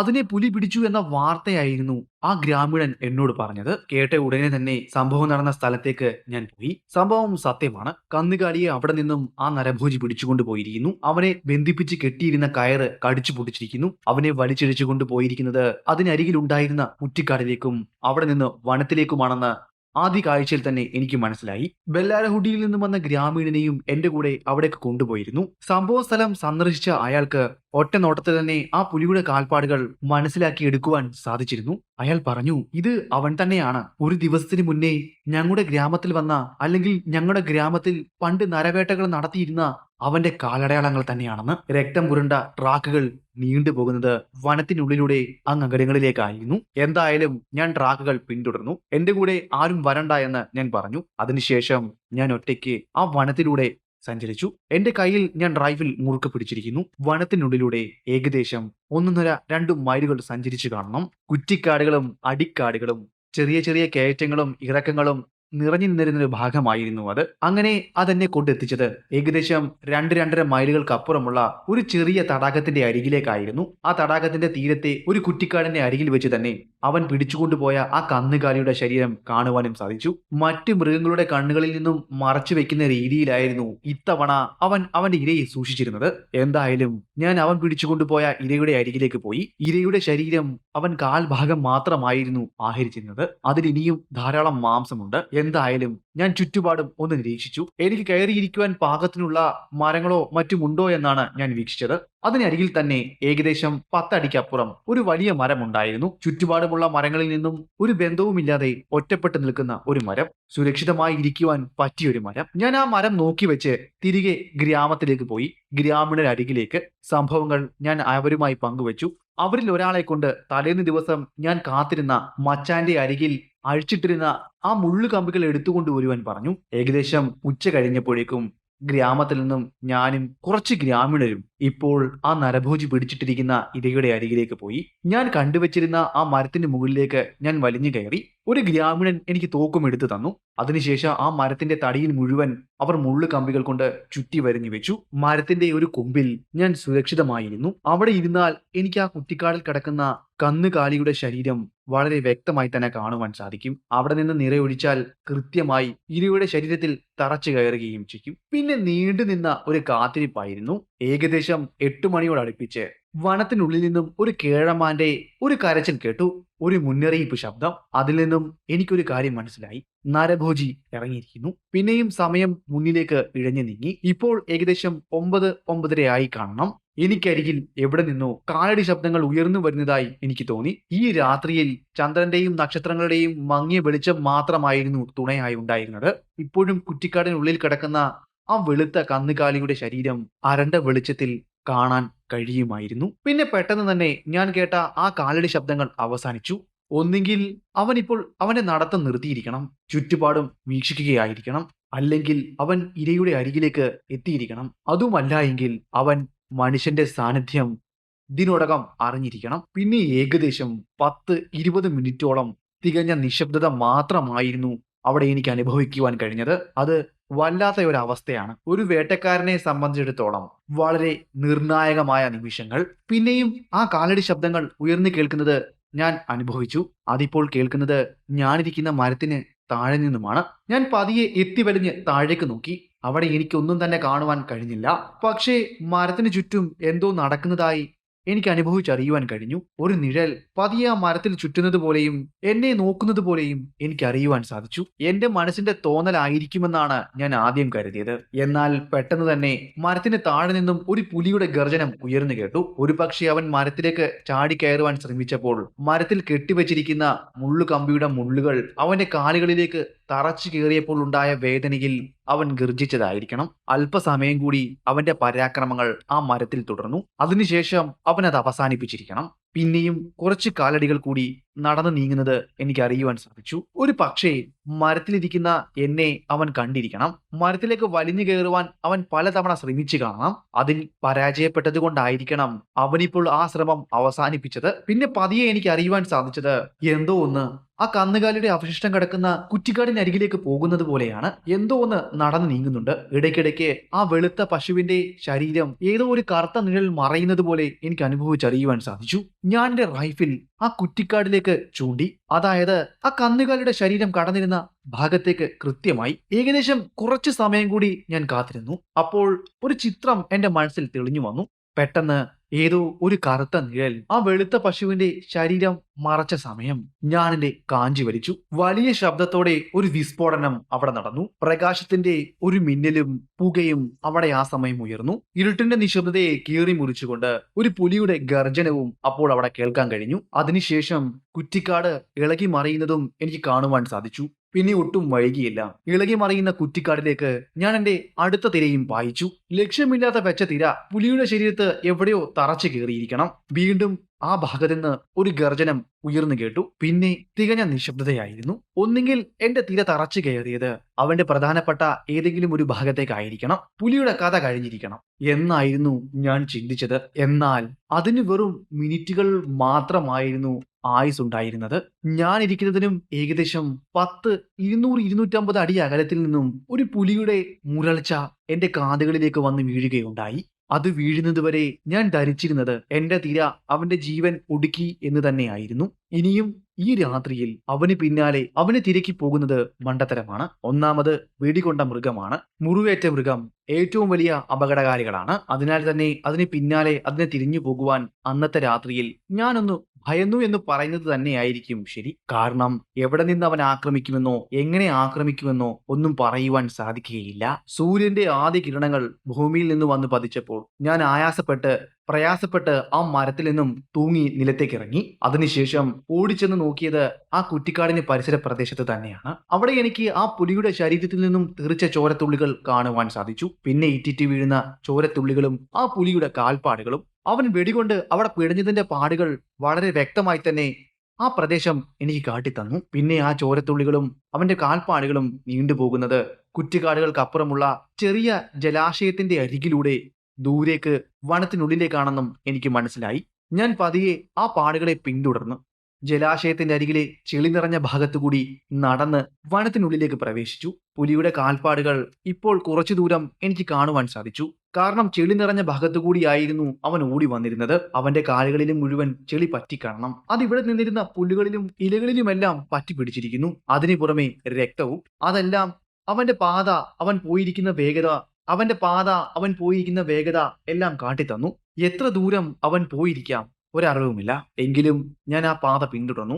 ആ പാത വളഞ്ഞു പുളഞ്ഞു പോകുന്നത് മലയുടെ താഴ്വരയിലേക്കാണ്. ആ താഴ്വരയിലൂടെ കാട്ടുറോസകൾക്കിടയിലൂടെ വള്ളിപ്പടർപ്പുകൾക്കിടയിലൂടെ ഞാൻ അവനെ തിരക്കി നടന്നു. മുന്നോട്ടുള്ള എന്റെ യാത്രയിൽ റൈഫിൽ ഞാൻ മുറുക്കെ പിടിച്ചിരുന്നു. ഏതു സമയവും എടുത്ത് ഉപയോഗിക്കാൻ പാകത്തിന്. അങ്ങനെ കൃത്യമായി പറഞ്ഞാൽ ഏകദേശം 2.25 മൈലുകൾ സഞ്ചരിച്ച് കാണണം. അതെന്നെ കൊണ്ടെത്തിച്ചത് അടിക്കാടുകളും കാട്ടുചെടികളും നിറഞ്ഞിരുന്ന ഒരു സ്ഥലത്തായിരുന്നു. അവിടെ ആ പുലി വന്ന് കിടന്നതിന്റെ പാടുകൾ എനിക്ക് കാണുവാൻ സാധിച്ചു. അവിടെ മുഴുവൻ രക്തം ഒലിച്ചിറങ്ങിയ പാടുകളായിരുന്നു. ഞാൻ പതിയെ ആ രക്തം തൊട്ട് പരിശോധിച്ചു. ചെറിയൊരു ചൂട് ആ രക്തത്തിൽ എനിക്ക് അനുഭവിച്ച് അറിയുവാൻ സാധിച്ചു. അതിൽ നിന്ന് എനിക്ക് മനസ്സിലാക്കിയ കാര്യം, ഞാൻ വരുന്നതിനും ഏകദേശം മിനിറ്റുകൾ മുന്നേ ആയിരിക്കണം ആ പുലി ഇവിടെ നിന്നും സഞ്ചരിച്ചു പോയിരിക്കുക. ഞാൻ വീണ്ടും ആ പാടുകളെ പിന്തുടർന്ന് നടന്നു. എന്നാൽ ഏറെ ദൂരം പിന്നീട് മുന്നിലേക്ക് അവനെ അന്വേഷിച്ച് നടക്കേണ്ടതിന്റെ ആവശ്യകത എനിക്ക് വന്നില്ല. രക്തം വാർന്ന് തീരെ അവശനായ ഒരു കറുത്ത പുലി, അല്ലെങ്കിൽ ഇരുട്ടിന്റെ രാക്ഷസൻ എനിക്ക് മുന്നിൽ ഏകദേശം 100-150 അടി അകലത്തിൽ കിടക്കുന്നു. അവന്റെ വാലുകൾ ചെറുതായി അനങ്ങുന്നുണ്ട്. അവൻ നന്നേ ക്ഷീണിച്ചു കിടക്കുകയാണ്. ഇനിയും കുറച്ചു സമയം കൂടി കഴിഞ്ഞാൽ അവന്റെ ജീവൻ പൂർണ്ണമായും ഒരുപക്ഷെ നഷ്ടമായേക്കാം. അല്ലെങ്കിൽ ചിലപ്പോൾ അവൻ ജീവിതത്തിലേക്ക് മടങ്ങി വന്നെന്നും വരാം. എന്തായാലും കുറച്ചു ദൂരം കൂടി ഞാൻ അവനെ അനുഗമിച്ച് മുന്നിലേക്ക് നടന്നു. ഇപ്പോൾ ഞാനും ആ പുലിയും തമ്മിലുള്ള അകലം ഏകദേശം 50 അടിയിൽ താഴെയായി. ഞാൻ എന്റെ റൈഫിൾ തോളോട് ഉയർത്തി വെച്ചു. പിന്നെ ഓരോ അടിയും മുന്നിലേക്ക് വെച്ചത് വളരെ സൂക്ഷ്മമായിരുന്നു. ഞാനും പുലിയും തമ്മിലുള്ള ദൂരം ഏകദേശം 30 അടി ആയി കാണണം. അവൻ എന്റെ സാന്നിധ്യം മനസ്സിലായി. അവൻ വളരെ പ്രയാസപ്പെട്ട് എഴുന്നേൽക്കുന്നത് ഞാൻ കാണുവാൻ ഇടയായി. എന്നെ വകവെക്കാതെ, അല്ലെങ്കിൽ എന്നെ ആക്രമിക്കുവാൻ ശ്രമിക്കാതെ അവൻ മുന്നിലേക്ക് നടക്കുവാൻ ഒരു ശ്രമം നടത്തി. അപ്പോഴാണ് കാര്യം എനിക്ക് മനസ്സിലായത്. എന്റെ ഒരു തിര തറച്ചു കയറിയിരിക്കുന്നത് അവന്റെ കാലും ശരീരവും തമ്മിൽ ചേരുന്ന ഭാഗത്താണ്. അതിനാൽ തന്നെ അവൻ ഒത്തിയാണ് മുന്നിലേക്ക് നടക്കുന്നത്. എന്റെ മറ്റൊരു തിര എവിടെയാണ് തറച്ചു കയറിയിരിക്കുന്നതെന്ന് എനിക്ക് അറിയുവാൻ സാധിച്ചില്ല. ഞാൻ വീണ്ടും റൈഫിൾ ഉയർത്തി പതിയെ മുന്നിലേക്ക് നടന്നു നീങ്ങി. ഞാനും തമ്മിലുള്ള ദൂരം ഇപ്പോൾ ഏകദേശം 20 അടിയായി കാണണം. എനിക്ക് നേരെ തിരിഞ്ഞു. എന്റെ ഒരു തിര തറച്ചു കയറിയിരിക്കുന്നത് കൃത്യം അവന്റെ കഴുത്തിലായിരുന്നു. അവിടെ നിന്ന് ഇപ്പോഴും രക്തം വന്നുകൊണ്ടിരിക്കുകയാണ്. അവൻ നന്നേ ക്ഷീണിച്ചിരിക്കുന്നു. ഞാനുമായി പോരാടുവാൻ ഇപ്പോൾ അവൻ ഒട്ടും ആഗ്രഹിക്കുന്നില്ല. കാരണം അവന്റെ മുഖത്തെ ദയനീയത എനിക്ക് കാണുവാൻ സാധിക്കുമായിരുന്നു. ഒരുപക്ഷേ അവൻ പറയാതെ പറഞ്ഞത് ഈ വേദനയിൽ നിന്നും എന്നെ ഒന്ന് മുക്തനാക്കി തരണം എന്ന് തന്നെ ആയിരിക്കണം. എന്റെ റൈഫിൽ ഒന്നുകൂടി ശബ്ദിച്ചു. ആ പുലി പിന്നിലോട്ടൊന്ന് ആഞ്ഞ് മുന്നിലേക്ക് മറിഞ്ഞു വീണു. എന്റെ തിര തറച്ചു കയറിയത് കൃത്യം അവന്റെ തലയിലേക്കായിരുന്നു. ഒരനക്കം പോലും ഇല്ലാതെ അവൻ അവിടെ ചത്തു വീണു. ഞാൻ ആ കരിമ്പുലിയുടെ ശരീരം ഒന്ന് പരിശോധിച്ചു. അതിൽ നിന്നും എനിക്ക് മനസ്സിലാക്കുവാൻ സാധിച്ചത് അവന് ഒരു ചെവിയുടെ കേൾവിശക്തി പൂർണ്ണമായും നഷ്ടമായിരിക്കുന്നു എന്ന് തന്നെയാണ്. കാരണം അവന്റെ ഒരു ചെവി അവിടെ ഉണ്ടായ വലിയൊരു മുറിവ് അതായിരിക്കണം അവനെ നരഭോജിയാക്കി മാറ്റിയത്. ഒരുപക്ഷെ കാട്ടുപന്നിയുമായി ഉണ്ടായ പോരാട്ടത്തിൽ അവന്റെ തേറ്റ കയറിയായിരിക്കണം ഇവന്റെ ചെവി നഷ്ടമായത്. ഈ ഒരു കാരണം കൊണ്ട് തന്നെ ആയിരിക്കാം ഇവനൊരു നരഭോജിയായി തീർന്നതും. എന്തായാലും ഞാൻ അവിടെ ഉണ്ടായിരുന്ന മരത്തിന്റെ ചില്ലകളും മറ്റും വെട്ടിയൊടിച്ച് ആ പുലിയുടെ ശരീരം കാഴ്ചയിൽ നിന്നും മറച്ചു വെച്ചു. പതിയെ ദേവരായ സ്ഥിതിപുരയിലേക്ക് എന്റെ യാത്ര തുടങ്ങുകയും ചെയ്തു. മണിക്കൂറുകൾ കൊണ്ട് ഞാൻ ഗ്രാമത്തിൽ എത്തിച്ചേർന്നു. കാരണഭൂതനെ കൊന്നുവെന്ന കാര്യവും ഞാൻ പറയുകയും ചെയ്തു. വൈകുന്നേരമായതോടെ ഗ്രാമത്തിൽ നിന്ന് പോയ ഗ്രാമീണർ ആ കരിമ്പുലിയുടെ ശരീരം എടുത്തുകൊണ്ട് ഗ്രാമത്തിലേക്ക് വന്നിരുന്നു. പിന്നെ അന്ന് രാത്രിയിൽ അവിടെ വലിയ നൃത്തവും ആഘോഷങ്ങളുമൊക്കെയാണ് അരങ്ങേറിയത്. ഞാനും അവരുടെ ആഘോഷത്തിൽ പങ്കെടുക്കുകയും ചെയ്തു. ഉപഹാരം എന്ന നിലയിൽ കാലത്തെ തന്നെ അവർ ആ കരിമ്പുലിയിൽ നിന്നും ഇരിഞ്ഞെടുത്ത തോല് എനിക്ക് കാഴ്ചവെക്കുകയും ചെയ്തു. നമ്മുടെ ഇന്നത്തെ ഈ കഥ ഇവിടം കൊണ്ട് അവസാനിക്കുകയാണ്. ഞാൻ ഇന്ന് പറഞ്ഞ ഈ കഥ നിങ്ങൾക്ക് ഇഷ്ടമായെങ്കിൽ ചാനൽ സബ്സ്ക്രൈബ് ചെയ്യുന്ന കാര്യം ഒന്ന് പരിഗണിക്കുക. അതുപോലെ നിങ്ങളുടെ ഇഷ്ടം കമന്റിലൂടെയും ലൈക്കിലൂടെയും അറിയിക്കുക. അപ്പോൾ പുതിയൊരു വീഡിയോയുമായി ഞാൻ അടുത്ത ദിവസം വരുന്നതായിരിക്കും. അതുവരെ ഗുഡ് ബൈ.